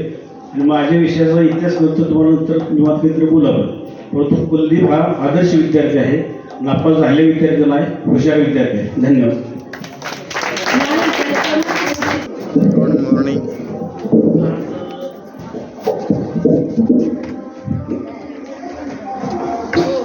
आज 1 दिवसीय बालकुमार साहित्य संमेलनामध्ये मला बोलवल्याबद्दल मी प्रथमतः सर्व शाळेचे तसेच आपल्या शाळेचे संस्थापक अध्यक्ष माननीय श्रीजी चिटणीस यांचे मी शतशः आभार मानतो. आणि तसेच हा कार्यक्रम ज्यांनी आयोजन केला जमदारे सर, त्यांचे मी देखील आभार मानतो. आणि सांगायचं म्हणजे मी काय जास्त बोलणारा किंवा म्हणजे स्टेजवरती भाषण करणारा मुलगा नाहीये. फक्त जे ह्या दोघांनी पण सांगितलं तुम्हाला शाळेची ओळख जी काय दिली त्याच्या जरा वेगळी ओळख माझी आणि शाळेची आहे. मी 4वी ते 7वी शिक्षण कुशी जिल्हा परिषदमध्ये घेतलं. त्यानंतर माझं 8वी मध्ये लोकमंगल इथं माझा पहिलाच दिवस होता आणि पहिल्याच दिवशी सर्व शिक्षकांची ओळख करून घेण्याचा पहिलाच दिवस होता. त्यावेळेस माझे वडील पोलीस पाटील म्हणून कुशी येथे कार्यरत होते. त्यामुळे सगळ्यांना पाटलांचा मुलगा असं माझी ओळख म्हणजे झाली होती. परंतु म्हणजे पाटलांचा मुलगा म्हणजे काय अशी स्पेशल ट्रीटमेंट वगैरे काय मिळणार हे मनातून काढून टाकायचं होतं. हे पहिल्याच दिवशी मला कळलेलं. त्यामुळं मी 8वी मध्ये आल्यानंतर सगळ्यांनी सांगितलं की आम्ही सगळ्या शिक्षकांचा कमी मार्क खाल्ला. पण माझं थोडं वेगळं, मी सगळ्या शिक्षकांचा मार्क खाल्लाय. आणि मार्क खाल्ला म्हणजे ही सगळी हाय शिक्षण झालेली मुलं आहेत. म्हणजे थोडक्यात सागर म्हणा, माझं तसं शिक्षणामध्ये थोडं 19-20च होतं. म्हणजे कुठल्याही विषय घ्या त्याच्यामध्ये आउट ऑफ कधी मला मार्क्स मिळाले नाही आहेत. सगळ्यामध्ये ॲव्हरेज मार्क्स मला मिळाले होते. परंतु एक गोष्ट मी नक्की सांगेन की म्हणजे तुम्ही शिक्षण घेत असताना किंवा तुम्ही शिकत असताना तुम्हाला मूलभूत गोष्टी मिळणं खूप महत्त्वाचं आहे. शिक्षणाबरोबर तुम्ही सामाजिक क्षेत्रामध्ये किंवा तुम्ही तुमच्या बाहेरच्या किंवा घरामध्ये वावरत असताना तुम्ही कसं वावरलं पाहिजे ह्याचं ज्ञान तुम्हाला बाहेर कुठं मिळत नाही. 8वी, 9वी, 10वी मध्ये हे शिक्षक तुम्हाला जे घडवत असतात त्यानंतर पुढचं लाईफ हे तुम्हाला तुमच्या हाताने घडवावं लागतं. मी तर म्हणेन 8वी, 9वी, 10वी मध्ये जी शिस्त आपल्याला लावलेली असते तीच शिस्त आपल्याला शेवटपर्यंत सांभाळली जाते. आणि विशेषतः सांगायचं झालं तर जमदारे सर आज आहे तिथं. जमदारे सर इंग्लिश शिकवत होते. पण इंग्लिश विषयामध्ये मला काय कधी चांगले मार्क्स मिळाले नाहीत. म्हणजे ॲव्हरेज मार्क्स पडायचे. ग्रामर सरांचं खूप हातखंडा विषय. ग्रामर म्हणजे एकदम परफेक्ट. पण सरांनी मला म्हटले नाही तुला एलिमेंटरी इंटरमिडिएट असा चित्रकलेचा एक विषय आहे त्याच्यामध्ये तू यायचं. म्हटलं ठीक आहे. एलिमेंटरीला मी पास झालो. 8वी मध्ये असताना एलिमेंटरीला मी पास झालो. त्यानंतर 9वी मध्ये असताना इंटरमिडिएट म्हणून अजून त्याच्या वरची परीक्षा असते. त्या परीक्षेसाठी आम्ही 9 ते 10 जणांचा ग्रुप होता मे बी. त्यावेळेस मला आठवत नाही ऍक्च्युअली किती मुलं होते. त्या 9 ते 10 जण मुलांपैकी जे काय असतील त्यामधला मी एकटा सोडलो तर बाकी सगळे इंटरमिडिएटला पास झाले होते. मी एकटाच नापास झालो होतो. सर मला म्हणले तू एकटाच फेल झालास. मी म्हटलं ठीक आहे, मग आता काय राहू द्या. काय बोलले, तू 10वीमध्ये परत 10वीचा अभ्यास करत करत इंटरमिजिएट करायचे. 10वीमध्ये परत मी इंटरमिजिएटच्या परीक्षेसाठी बसलो आणि काय झालं काय माहित, म्हणजे एवढी चित्रकला कशी सुधारली. पण सगळ्यांना C ग्रेड भेटली होती 9वीमध्ये मी असताना, मला एकट्याला B+ ग्रेड भेटली होती सर. म्हणजे हा एक असा योग आहे. त्यानंतर पाटील सरांचं माझं रिलेशन फक्त जवळ यायचं कारण म्हणजे गॅदरिंग पुरतंच असायचं, त्यानंतर आम्ही लांबच असायचो. कारण सांस्कृतिक कार्यक्रमामध्ये नाटक असेल, गाण्यांवरती डान्स करणं असेल, या क्षेत्राची जरा थोडी जास्तच आवड होती. मे बी मला म्हणण्यापेक्षा ज्या 10वीच्या बॅचमध्ये मी शिकत होतो आणि जे माझे सहकारी मित्र होते त्या सर्वांनाच जरा सांस्कृतिक कार्यक्रमाची जास्त आवड होती. त्यामुळे आमचा पाटील सरांचे संबंध गॅदरिंगच्या ह्याच्यामध्ये यायचा. आणि महत्वाचं एक सांगेन मी, आजच्या धावत्या युगामध्ये तुम्ही आज इथं शिकताय, तसं आम्हाला एवढे ह्या सगळ्या सरांनी किंवा ज्या बाबा मॅडम असतील त्यांनी एवढे कष्ट आज कोणीही घेऊ शकत नाही. मी खरंच ह्यांचे खूप आभार व्यक्त करतो. कारण त्यावेळेस सर आम्हाला एक्स्ट्रा क्लासेसची इथं कुठेही सोय नव्हती. ह्या सरांनी त्यांचं आयुष्यातली एवढी वेळ देऊन आज मला वेळेचं त्या किंमत कळते. कोण सकाळी कुणासाठी एवढ्या लवकर उठून त्यांना शिकवायचं, तेही विनामूल्य, कोणीही करू शकत नाही. मे बी आज तुम्ही 1 तासाचा क्लास लावायला बाहेरच्या जगामध्ये तुम्ही जर विचारणा केली तर त्याचे 5 ते 6 हजार रुपये घेतले जातात. म्हणजे हे शिक्षण मला इथं फुकट मिळालं. त्यावेळेस जर मला त्याची किंमत कळाली असती तर आज मी अजून काहीतरी वेगळं किंवा काहीतरी अजून चांगलं एखाद्या चांगल्या कंपनीमध्ये नक्कीच जॉबला लागलो असतो. पण इट्स ओके, काय शेवटी लिहिलंच होतं की आपल्याला जॉब करायचाच नाही, किंबहुना आपल्याला जॉबला कोणी ठेवणारच नाही. म्हणजे माझं आता 8वी 9वी 10वी हे शिक्षण इथं झालं. त्यामध्ये हिंदीचे सर जाधव सर हस्ताक्षरासाठी 5 ओळी रोजच्या निबंध लिहायचे.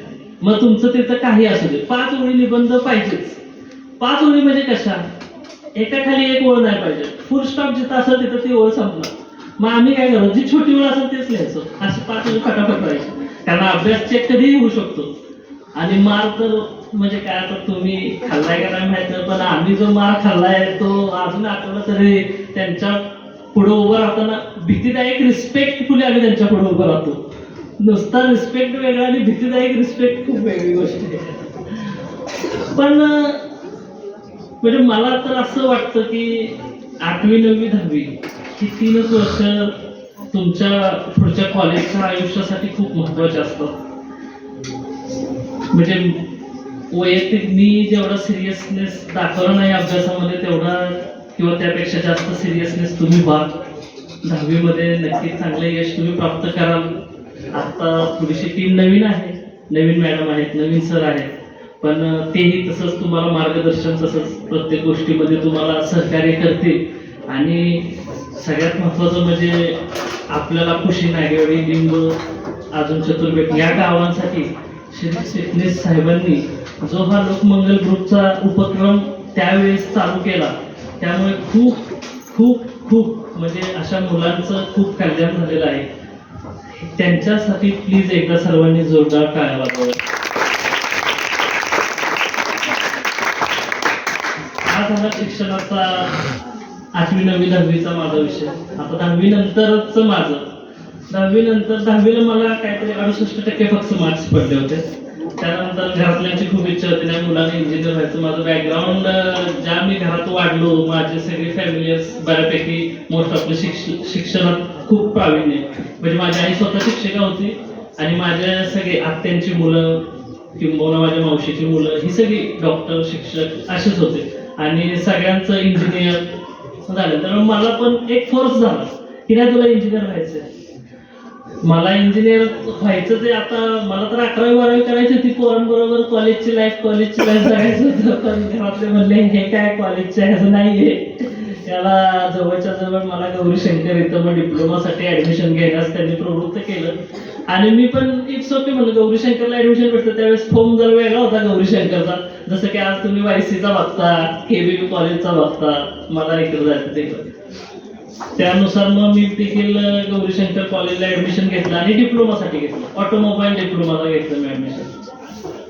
ऑटोमोबाईल डिप्लोमाला ऍडमिशन घेतल्यानंतर म्हणजे आता डिप्लोमा करायचा तर ऑटोमोबाईलचं आपण ऍडमिशन घेतलेलं आहे. ऑटोमोबाईलमध्ये आपल्याला गाड्यांविषयी जरा जास्त मला आवड असल्यामुळं मी म्हणजे गाड्यांचं तिथं असेल जास्त. पण सॉरी बरं का, पहिले 6 महिने मला फिजिक्स आणि केमिस्ट्री विषय हा माहीतच नव्हता. पहिल्या सेमिस्टर, कारण वर्गात बसायचंच नाही ना, कॉलेज लाईफमध्ये बाहेरच फिरायचं. असं 11वी 12वीच्या विद्यार्थ्यांनी आम्हाला सांगितलेलं, जी सातारच्या शाळेत होते त्यांनी. म्हणजे मला पहिले 6 महिन्यानंतर जी सेमिस्टर असायची, त्या सेमिस्टरला ज्यावेळेस मी माझं नाव वाचलं त्यावेळेस माझ्या जवळ वर्गात जे माझे मित्र बसायचे ते बोलायचे, अरे आज फिजिक्सचा विषय. मी बोलतो अरे फिजिक्स मला नाही आहे, मी सायन्सला नाही ऍडमिशन घेतलं, मी ऑटोमोबाईलला घेतलं. त्यावेळेस ते म्हणले, बाळा आपल्याला 6 विषय आहेत आणि त्यामध्ये फिजिक्स केमिस्ट्री आणि मॅथ्स हा पण विषय आहे. मग त्यावेळेस मला कळालं की आपल्याला फिजिक्सचा देखील अभ्यास करणं गरजेचं आहे आणि केमिस्ट्रीचा. केमिस्ट्रीच्या मॅडम कोण होत्या? ज्या दिवशी मी त्या फिजिक्सच्या पेपरला बसलो त्यावेळेस त्या मॅडमनी पहिली माझी प्रेझेंटी त्या दिवशीची लावली. आणि म्हणजे हे काय असं अभिमानानं सांगायची गोष्ट नाहीये, फक्त 6 विषयातला एकच विषय माझा सुटला होता, इंजिनिअरिंग ग्राफिक्स. बाकी सगळे विषय माझे ड्रॉप झाले होते पहिल्या सेमिस्टरला.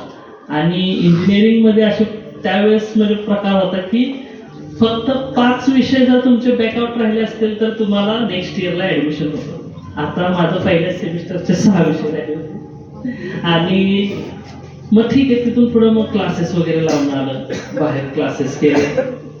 आणि नेक्स्ट सेमिस्टरला मग पहिले 6 आणि नेक्स्ट सेमिस्टरचे 6 असे 12 विषय होते. त्यामध्ये पण M1 मॅथ्स म्हणजे थोडंसं अवघड, जावा वगैरे लँग्वेज खूप काय काय. पण ठीक आहे, त्या परीक्षेत कसा तरी पास झालो आणि 3-4 विषय सुटले आणि नेक्स्ट इयरला ऍडमिशन भेटलं. हश म्हणलं चला इट्स ओके. घरातले खुश झाले. घरातल्यांना काही माहितच नाही ना, पोरगं पुढच्या वर्गात गेले पण काय केलंय त्याला ते माहितच नाही. आणि त्यावेळेस गौरीशंकर कॉलेजचा पण चांगला उपक्रम होता. सर पत्राद्वारे मार्कलिस्ट लिहित पत्र घरी आहेत. आणि त्यावेळेस आमच्या गावात पत्र वाटपाला प्रताप सावंत, जे की आता सोसायटीमध्ये कार्यरत होते, ते असायचे. सकाळी 6 वाजता उठलं की 6:30 वाजता प्रताप सावंतच घरी, पत्र माझ्याकडे दे, घरी काय देऊ नकोस, रिक्वेस्ट आहे, सगळं आहे. असं करून ते सेकंड इयर खूप हसून खेळून आणि 100% मजा करून घालवल्यानंतर जो सेकंड इयरचा रिझल्ट आला तो माझ्यासाठी अपेक्षित रिझल्ट होता. त्या वर्षी मला वायडी लागलं आणि 1 वर्ष घरी बसण्याचा चान्स मिळाला.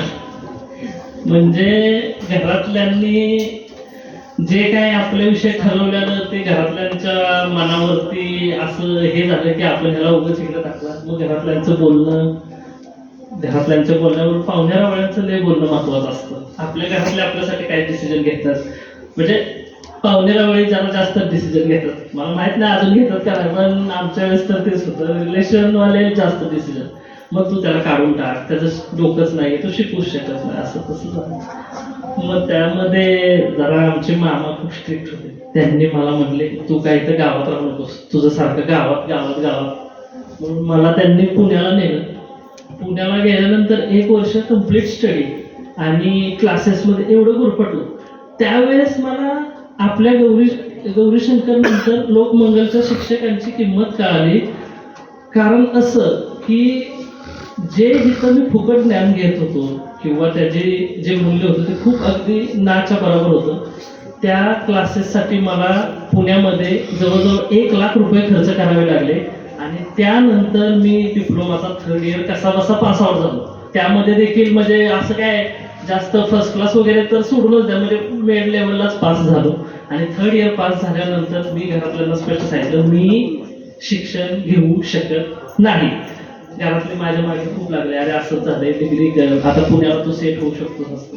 मी नाही जॉब केला, मी सोडून दिलं ते आणि मी जॉबला लागलो राठोड मोटर्सला. सर राठोड मोटर्सला जॉबला लागलो त्यावेळेस मला पहिली सॅलरी भेटलेली ती 2700 रुपये होती. 2700 रुपये सॅलरीमध्ये माझा पेट्रोलचा खर्च पण निघत नव्हता. मग परत पुण्यामध्ये आपल्याला जॉबची संधी चांगली भेटते. सगळ्यांचंच असतं की बाबा नाही पुण्याला जावं आणि पुण्यामध्ये आपल्याला 50,000 पगार लगेच गेले की भेटणार, ठरलेलं आहे फिक्स विषय. पुण्याला गेलो, पुण्याला एका ठिकाणी जॉबला मी रिझ्यूम दिला. त्यांनी मला, आपण इंटरव्ह्यू असा कसा ठरवतो, इंटरव्ह्यू काय असतो तुम्हाला माहिती आहे का, इंटरव्ह्यू काय असतो कंपनीमध्ये?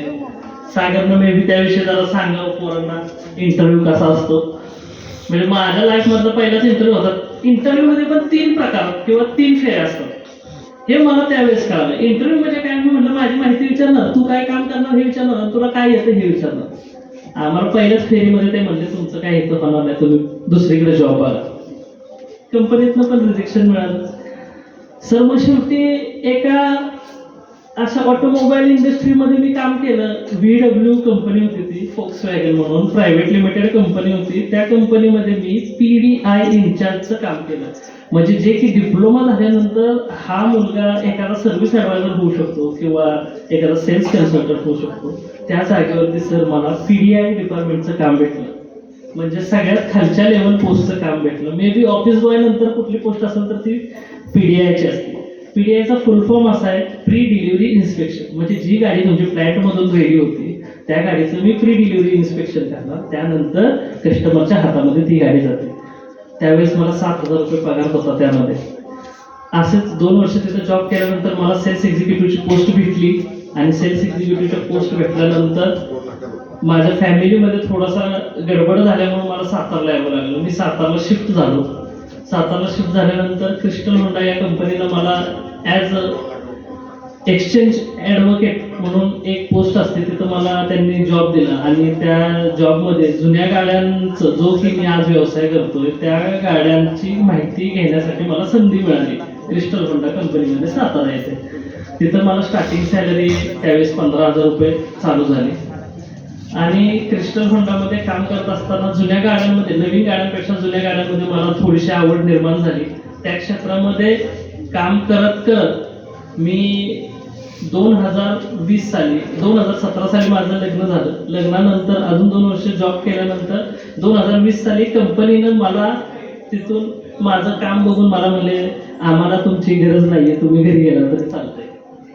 हा माझ्यासाठी खूप मोठा अनुभव होता. म्हणजे आपण ज्या कंपनीसाठी किंवा तुम्ही भविष्यात ज्या कंपनीसाठी एवढे एफर्ट्स करता ती कंपनी पण तुमचा विचार करत नाही, तुम्हाला तिथून ते रिजेक्ट करू शकते. का तर त्यांच्याकडे येणारा नवीन अपग्रेड होऊन येणारा मुलगा असतो आणि तो मुलगा, आपण 15,000 काम करतो, त्यांना 7,500 रुपयात 2 मुलं मिळाली काम करणार. आणि लॉकडाऊन लागलं. लॉकडाऊन लागल्यानंतर मग मी माझा आत्ता जो काय आहे तो व्यवसाय मी चालू केला. त्याचं नाव आहे अक्षय कास. मी बी इथं बसलेले बरेच जण माझ्या गावातले आहेत, मुलं आहेत, मुली आहेत, सगळ्यांना माहीत आहे कुशीतल्यांना की माझा जुन्या गाड्या खरेदी विक्रीचा व्यवसाय आहे. आणि तो मी रिसेंटली आत्ता थोडंसं वाढवून आपलं स्वतःचं ऑफिस आणि तिथं प्रिमायसेसमध्ये आपल्या स्वतःच्या गाड्या असं मी ऑफिस चालू केलेलं आहे गोडोली नाक्यावरती अक्षय कास नावानं. तर हा माझा इथपर्यंतचा प्रवास होता. म्हणजे मला फक्त तुम्हाला एवढंच सांगायचंय, अभ्यास करा, अभ्यास केलाच पाहिजे. आणि अभ्यासाबरोबर तुम्ही समाजाला काय पाहिजे किंवा तुमच्याकडून बाकीच्यांच्या काय अपेक्षा आहे ह्याच्यापेक्षा तुम्ही त्यांना काय देऊ शकता हे खूप महत्वाचं आहे. जर तुम्ही तुमचं छंद जोपासलेच नाही तर तुम्ही सक्सेस होऊ शकत नाही. आणि कोणत्या पण गोष्टीमध्ये सातत्य ठेवणं खूप महत्वाचं आहे. यश अपयश येत राहतात. म्हणजे थोडक्यात अपयश म्हणणार तर मी तर अपयशाचं पूर्ण जीवनात चढत आलोय. पण ठीक आहे, आज मला असं खूप मन भरून आल्यासारखं वाटतंय की आज मी या साहित्य संमेलनामध्ये प्रमुख उपस्थिती म्हणून माझं नाव लिहिलं गेलेलं आहे. आणि ही खूप माझ्यासाठी अभिमानास्पद गोष्ट आहे. मी नेहमीच ह्या शाळेचा ऋणी राहील आणि शाळेमध्ये नक्कीच सहकार्य करण्याचं काम हे माझ्याकडून जेवढ्या परीने करता येईल तेवढ्या परीने मी करत राहील. सगळेच जण कंटाळले असतील, मी माझे 2 शब्द संपवतो आणि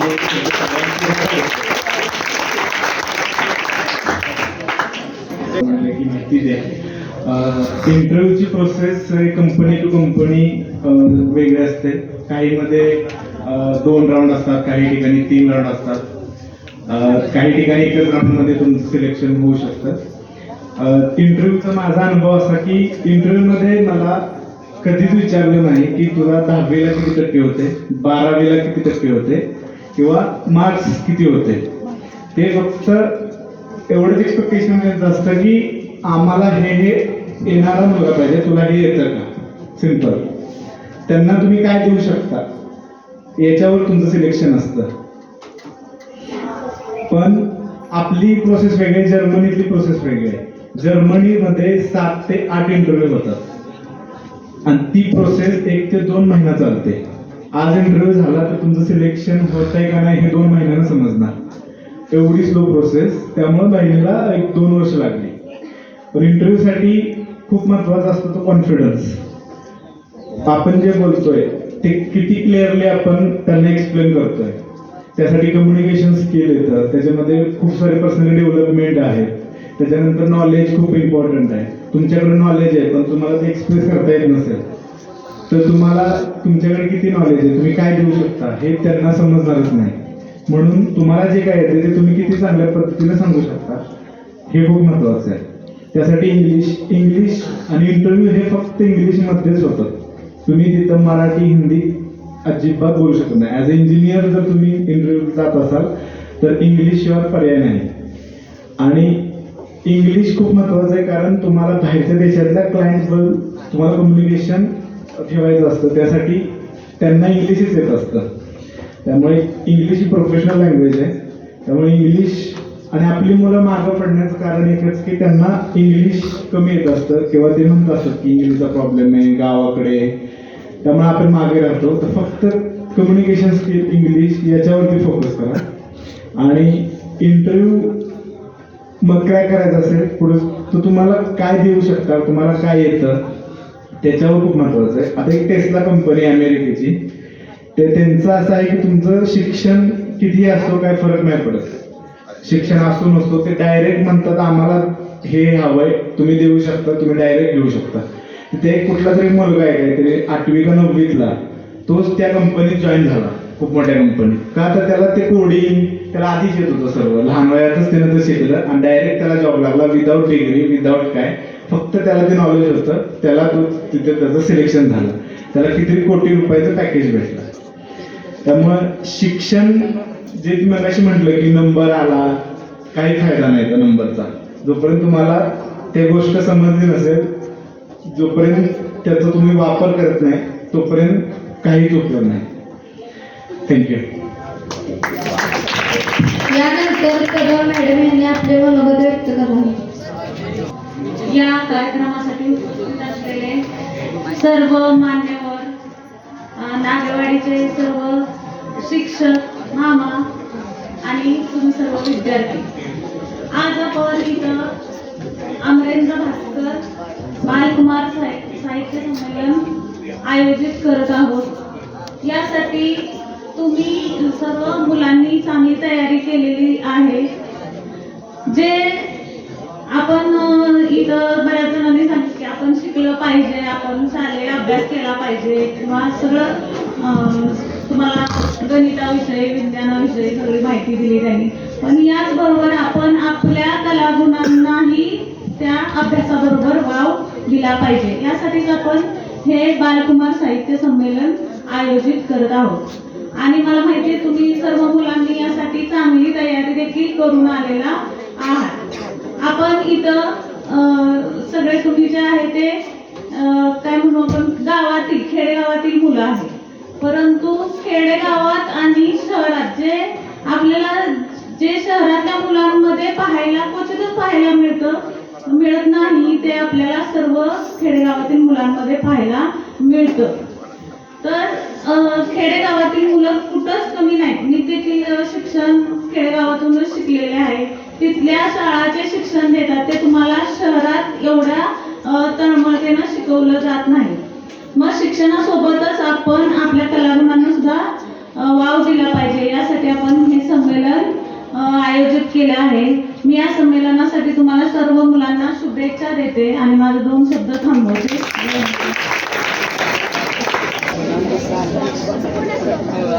इयत्ता 9वी आणि आज उपस्थित मान्यवर सन्माननीय व्यासपीठावरील अध्यक्ष, वंदनीय गुरुजन वर्ग आणि माझ्या वंदनीय सेवावृंदांना वंदन करून मी माझ्या शब्दांना पुढे घालतो. आजचा माझा विषय मराठी भाषा काळाची गरज ही खरंच सांगण्याचा खंत आपल्याला जाणवतो. आपण आपल्या मराठी भाषेला प्रोत्साहन करतो आणि तिला मोठं करण्याचा प्रयत्न जास्तीत जास्त प्रमाणात करतो. आज आपल्या महाराष्ट्रात आपल्या मराठीला मोठं करावं लागतं. आपण इतरत्र पाहण्याचा आपल्याला योग येतो की इकडे तिकडं किंवा कोणतंही संमेलन असो, आपल्या मराठी भाषेला मोठं करा, तिचा आदर करा, हे सांगण्यासाठी भाषण करा, असे विषय आपल्याला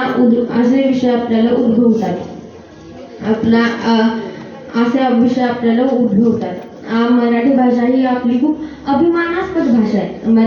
मराठी भाषेला आपल्याला मान देता आला पाहिजे. मराठी भाषा म्हणजे महाराष्ट्राची शान आहे.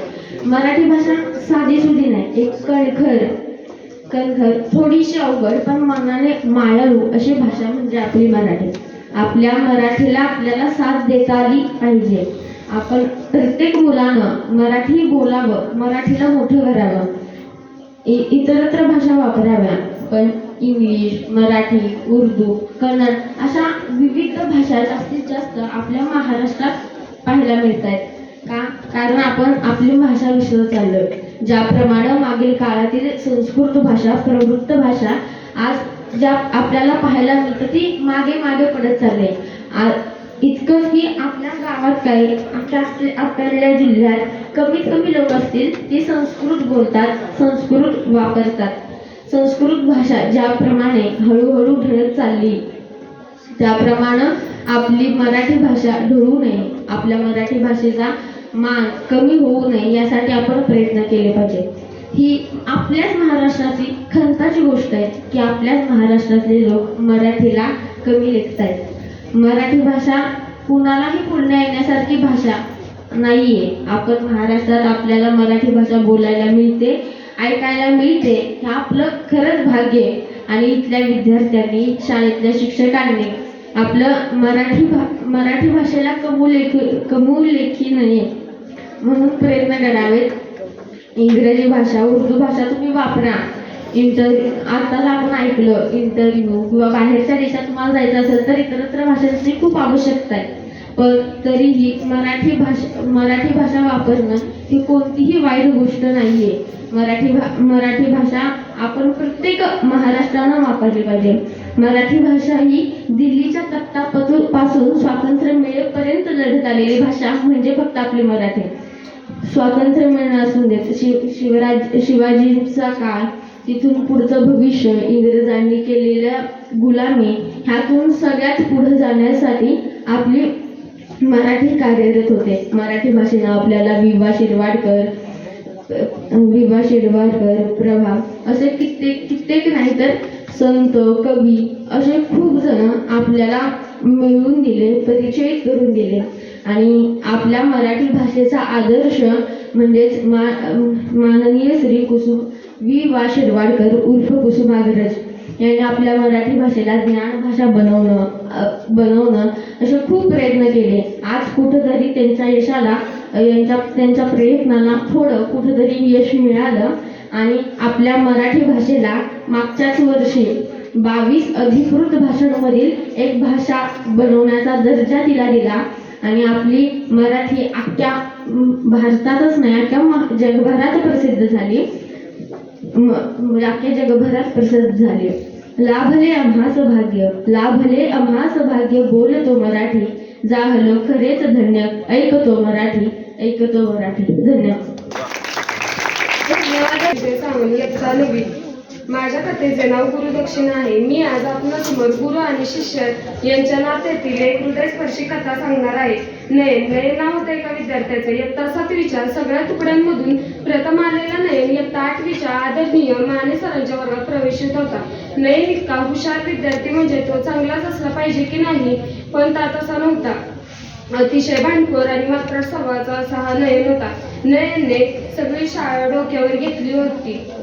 एखाद्या दुसऱ्याच विद्यार्थ्याला एलसी देऊन शाळेतून हाकलून लावलं असतं, पण नयनच्या बाबतीत तसं झालं नाही. कारण तो इयत्ता 7वीच्या स्कॉलरशिप परीक्षेमध्ये जिल्ह्यात पहिला आला होता. तो शाळेला हवासा होता तो त्याच्या हुशारीमुळे, पण नकोसा होता तो त्याच्या वात्रट स्वभावामुळे. 14 जून उगवला. 14 जून म्हणजे शाळेचा पहिला दिवस. आदरणीय माने सर वर्गात जायला निघाले. रस्त्यात पाटील सरांनी त्यांना थांबून सांगितले, माने सर बेस्ट ऑफ लक बरं का, नयन नावाचं पार्सल पाठवलंय तुमच्या वर्गात, त्याला चांगलं चोपून काढा, नाहीतर तो सुधारणारही नाही ऐकणारही नाही. माने सरांची 12-13 वर्ष सेवा झालेली होती. माने सरांनी 12-13 वर्षात हातात साधी छडी देखील घेतली नव्हती, तर नयनला मारण्याची गोष्ट दूर की बात. वर्गात मग मात्र माने सरांना देखील नयनचं जरा टेन्शनच आलं होतं. वर्गात गेल्यावर पहिल्याच दिवशी हजेरी घेत असताना पहिलंच नाव नयन पाटील. त्याने यस सर म्हटल्यावर माने सरांनी एकदा त्याच्याकडे मान वर करून बघितले. 2 सेकंदात त्याचा चेहरा निर्गुण बघितला आणि माने सरांनी त्याचा चेहरा पूर्णपणे ओळखला होता. मनात काहीतरी लपून राहिलं. काहीतरी करण्याची जिद्द असलेला हा नयन काहीतरी करून दाखवण्याची संधी मिळायला पाहिजे हे माने सरांनी ओळखलं होतं. मग माने सरांनी शिकवायला सुरुवात केली. तास झाल्यानंतर माने सरांनी नयनला आपल्या जवळ बोलावले व सांगितले, नयन आपल्यात एक डील करूया. तू केलेल्या चुकांची शिक्षा मी भोगल्या, मात्र तू जर काही चांगलं केलं तर त्याचं कौतुक सुद्धा जगासमोर करेल. नयन हसून खाली बाकावर जाऊन बसला. मात्र त्याच दिवशी नयनने वर्गात भरपूर कचरा केला होता. माने सरांनी एकाही शब्दाने न ओरडता हातात स्वतः झाडू घेऊन तो सगळा कचरा साफ केला. तरी सुद्धा दुसऱ्या दिवशी नयनच्या ज्या खोड्या होत्या त्या चालूच होत्या. एके दिवशी तर नयनने नवीन पराक्रम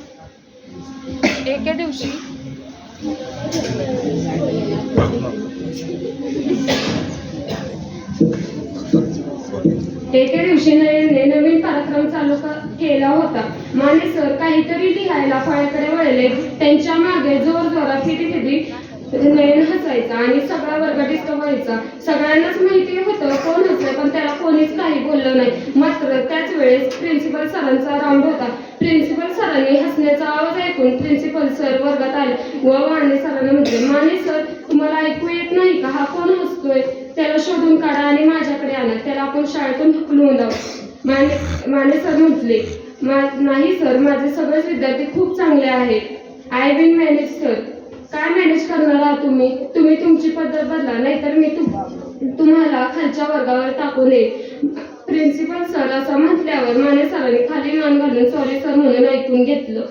मग मात्र नयन हादरला. नयनला त्याच्या चुकीची चूक त्याच्या लक्षात आली. सरांचा तास झाल्यानंतर टीचर्स रूम मध्ये माने सरांजवळ नयन गेला व माने सरांच्या पायावर डोके ठेवून ढसा रडला. माने सरांनी त्याला उठवून सांगितले, नयन तुझ्या मनात काय चालू आहे याची मला पूर्ण कल्पना आहे. मी सुद्धा 4 वर्षाचा असताना माझी सुद्धा आई मला सोडून गेली. मग मी जगावर सुरू उगायला लागलो. नयन तुझी दुसरी आई सुद्धा खूप चांगली आहे. ती तुझ्या सख्या आईची जागा घेऊ शकत नाही, पण तू तिच्या सख्या मुलाची तरी जागा घेऊ शकतोस ना. मग मात्र नयन सुधारला. नयन सगळ्या शिक्षकांचा, सगळ्या विद्यार्थ्यांचा आवडता मित्र झाला. सगळ्या शिक्षकांचा आवडता विद्यार्थी झाला व त्याच्या आईचा सुद्धा आवडता मुलगा झाला व वडिलांचा सुद्धा मुलगा झाला. त्याच्या अभ्यासात होती तशी प्रगती वाढत गेली आणि वागण्यातील गुण सुधरू लागले. नंतर त्याने 10वी आणि 12वी मध्ये शाळेत सुद्धा पहिला आला व जिल्ह्यात सुद्धा पहिला आला. मग त्याने इंजिनिअरिंग साठी प्रवेश घेतला. त्याच कालावधीमध्ये माने सर एका टेम्पोमधून त्यांच्या केमिस्ट्री लॅबसाठी काहीतरी सामान घ्यायला टेम्पोमधून चालले होते आणि टेम्पोमधून जात असताना त्यांचा एक भीषण अपघात झाला. त्या भीषण अपघातामध्ये माने सर बचावले देखील, पण त्या टेम्पोमधल्या केमिस्ट्री डस्टमुळे माने सरांचे कायमपणीचे डोळे नष्ट झाले. माने सर अंधळे झाले. तरी सुद्धा माने सरांनी हिंमत नाही हरली. माने सर म्हणाले की काही लोक जन्मताच अंधत्व असतात, पण मी तर या जगाला 30 वर्ष बघितले असं म्हणून माने सर जगत राहिले. एके दिवशी नयनने परीक्षे 1.5 वर्षाच्या आधीच त्याला कळालं की नयनला कळालं की त्या डॉक्टरांपाशी गेला तर त्याला कळालं की त्याला ना स्वतःला कॅन्सर झाला आहे. मग त्याला माने सरांची बातमी त्याच्या कानावर पडताच माने सर त्याने एक ध्येय ठरवलं, मी माझे डोळे, माझ्या शरीराचा एक महत्त्वाचा अवयव म्हणजे डोळे, हे मी माझ्या सरांना, माझ्या माने सरांना एक गुरुदक्षिणा म्हणून दान करेन. मग मात्र मोठं ऑपरेशन झालं. माने सर 3-4 वर्षानंतर बघू शकणार होते. ते बघत असताना त्यांच्या हातात एक पत्र आलं. ते पत्र माने सरांनी ओळखलं.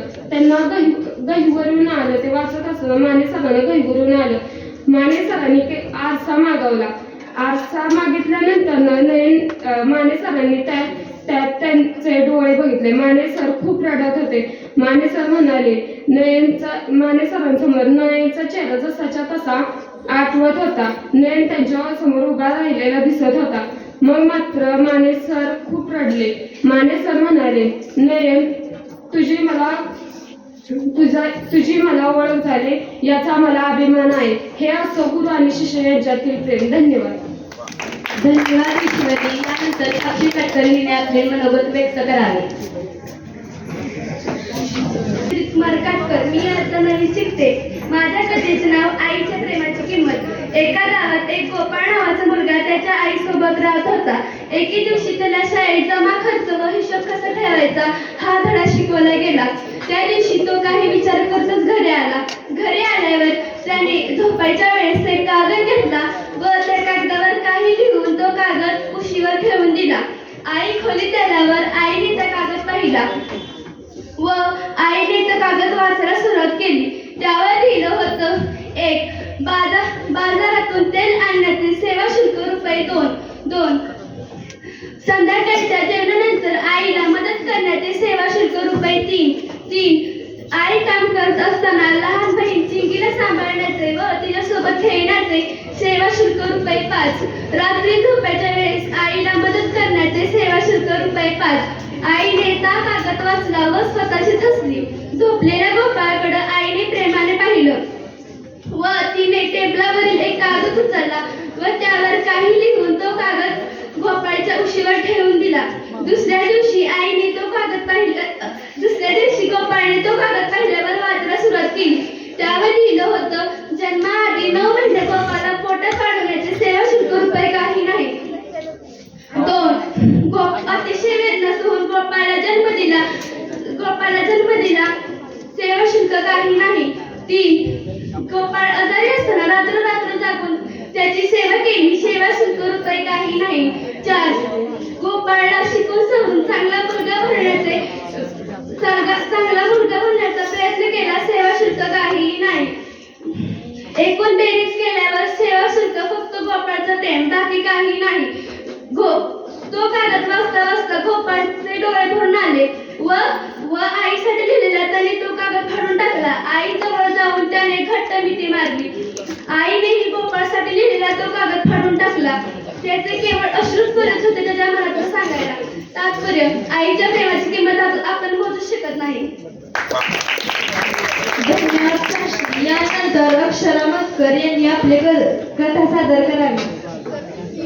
अक्षरा नमस्कार आहे. मी आता 8वी शिकत आहे. माझ्या गोष्टीचे नाव नवा प्रकाश आहे. डोंगराच्या कुशीत बसलेले एक सुंदर असे गाव. त्या गावाचे नाव देवकुंडाचे होते.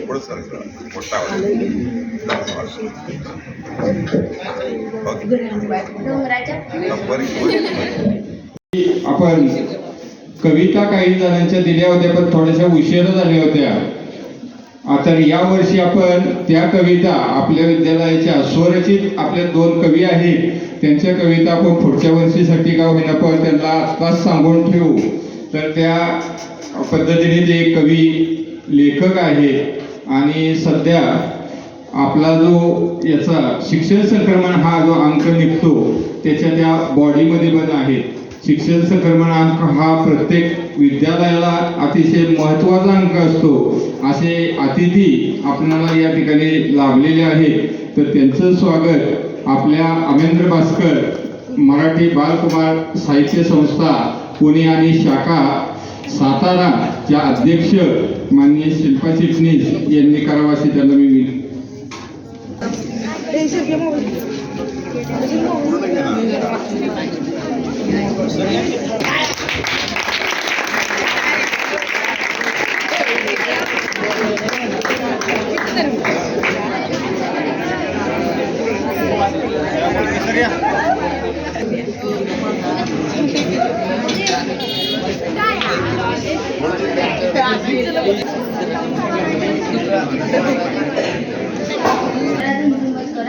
आता 8वी शिकत आहे.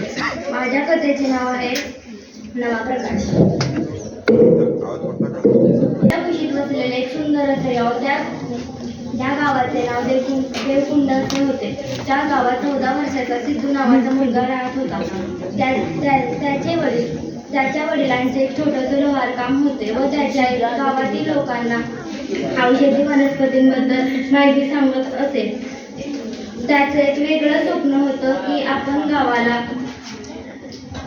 गावाला एक नवा प्रकाश बनवणार.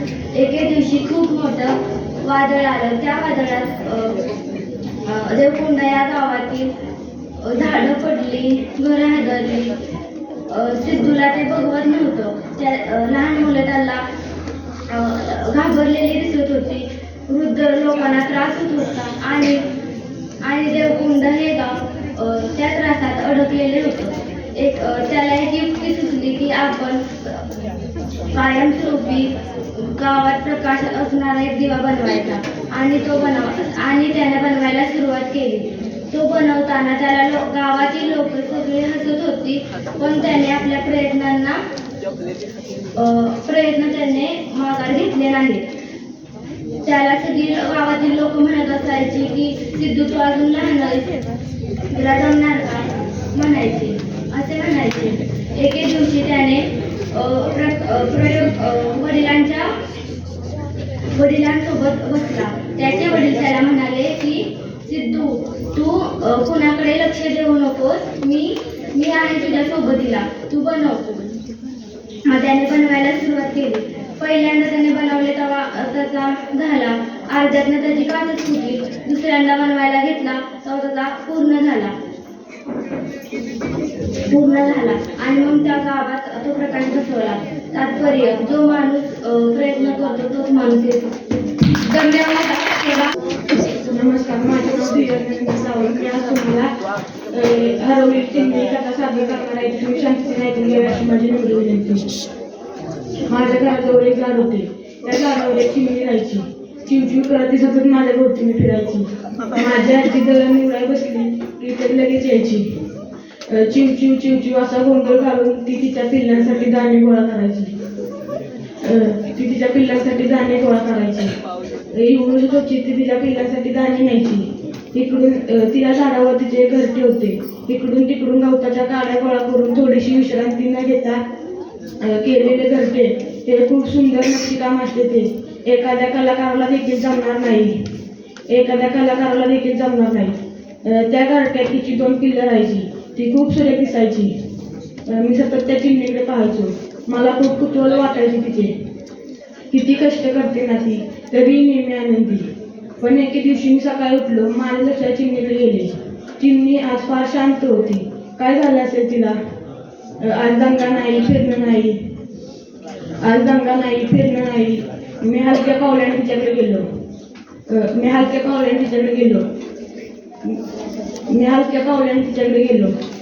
तर ती एकट्यात लावून एका दिशेने पाहत होती. मी त्या दिशेने वळलो. ते दृश्य पाहून माझ्या डोळ्यात झटकन पाणी आले. तिने तिच्या कष्टानं बांधलेले घरटे कोणीतरी चोरून नेले होते. त्यातील तिची 2 पिल्लं खाली पडलेली होती. ती थंडीने कुडकटलेली होती. ते पाहून मला खूप वाईट वाटले. कसे असतात नाही लोक स्वार्थी, निर्दयी, निष्ठुर. ज्या चिमणीने आपल्याला लहानपणापासून खेळवलं.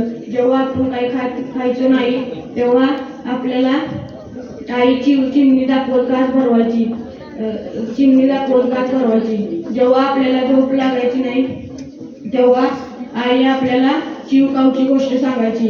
चिमणी अगदी आपल्यापणाने आपल्या भोवती फिरायची.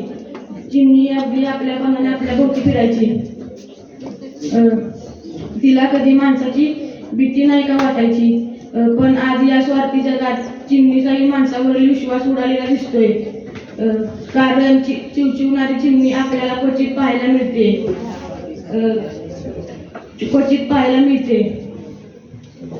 चिवचिवणारी चिमणी आपल्याला क्वचित पाहायला मिळते. खरे तर तिच्या घरट्याचा माणसाला उपयोगच नाही. फक्त शोच्या नावाखाली तिच्या व तिच्या पिल्लांचा आसरा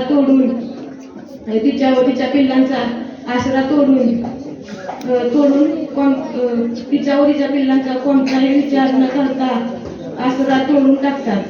असे काम करताना माणसाला त्यांचे घर व त्यांचे कष्ट नसेल काटवत. पण असा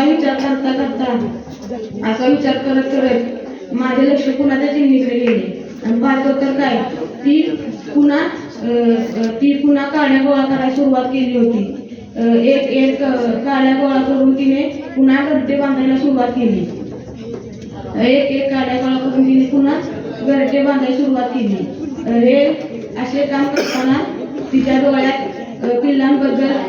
पिल्लांबद्दल काळजी प्रेम तर होते, पण तिच्या डोळ्यात पुन्हा खंबीरपणे उभं राहण्याची जिद्दही होती. ती जणू ती माणसाला सांगत होती, तू काहीही कर, पण मी खंबीर आहे पुन्हा नव्याने उभं राहण्यासाठी.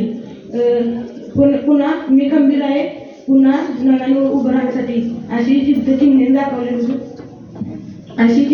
दाखवली. एवढं बोलून माझी कथा संपवली. सम्राट पवार आहे. माझ्या कथेचे नाव शूरराय आहे.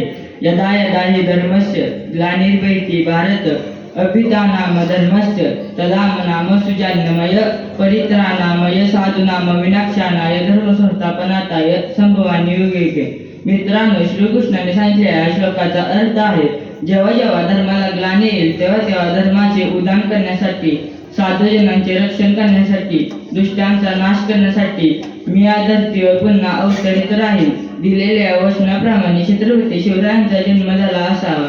कारण ज्याप्रमाणे कंस त्याच्याप्रमाणे इतर राक्षसांसोबत सगळी धरती त्राही करत होता, त्याचप्रमाणे मोगलही आपल्या राजवटीमुळे आखी मराठी भूमी छळली जात होती. गरीब जनता मुघलांच्या राजवटीमुळे निजामशाही आणि आदिलशाही यांच्या युद्धामुळे गरीब जनता छळली जात होती. घरे, वाडे, वस्त्या जाळून बेचिराख टाकले होते. देवदेवतांची मंदिरे जाळून तोडून फोडून टाकले होते. धर्माला मात्र काळ चोखला होता. कोण रोखणारे वाद. मग फाल्गुन वैद्य 3 शके 1551 म्हणजेच 19 फेब्रुवारी 1630 रोजी तो दिवस उजाडला. शिवनेरी गडावर लगबग चालली होती. मावळ्यांच्या चेहऱ्यावर उत्सुकता आणि काळजी एकदमच दिसत होती. जिजाबाईंच्या पोटात वेदना सुरू झाल्या तेव्हा दादोजी कुलदेवाची नजर गडावरील एका मंदिराजवळ पडली आणि ते म्हणाले, हे आई शिवाई, तुझा आशीर्वाद या होणाऱ्या बाळावर असून दे. तेवढ्या शयनगृहाची कडी उघडली. त्यातून सोयीन बाहेर आली. ती मंद असे करत म्हणाली, मुलगा. हे ऐकून गडावरील सगळे लोक आनंदाने इकडे तिकडे नाचू लागले. गड आनंदाने भरला होता. पण तिथे शहाजी महाराज नव्हते. तरीही शिवनेरीवर सनई चौघड वाजत होता. जिजाबाईंनी ठरवले की त्या बाळाचे बारसे करायचे. 1-2 दिवस निघून गेले. नंतर गडावर बायकांची गर्दी जमली. सर्व लोक अनेक नावे सांगत होते. पण जिजाबाईंनी ठरवले की शिवाई देवीच्या आशीर्वादाने या बाळाचा जन्म झाला म्हणून त्याचे नाव शिवराय असे ठेवायचे. बारशे पार पडले. काही काळ निघून गेला. एके दिवशी शिवराय गडावर खेळत असताना त्यांच्या मागे जिजाबाई पळत होत्या आणि ते शिवबा शिवबा म्हणत होते. जिजाबाई शिवरायांना शिवबा असे लाडाने म्हणत. जिजाबाईंनी ठरवले की 10व्या वर्षी शिवरायांचे लग्न निंबाळकर नायकांच्या मुलगीशी लावून दिले. शिवराय आता 12 वर्षाचे झाले. जिजाबाईंना वाटले की आपला मुलगा शस्त्रविद्येत प्रावीण्य व्हावा म्हणून ती जबाबदारी जिजाबाईंनी दादोजी कोंडदेवांकडे सोपवली. दादोजींनी शिवरायांना घोड्यावरून दौडीवर जाणे, उडी मारणे, तरवाल, भाला, धनुष्य, पट्टा चालवणे असे इतर शस्त्रविद्या शिकवले आणि श्रुती, पुराणे, महाभारत, रामायण, भगवद्गीता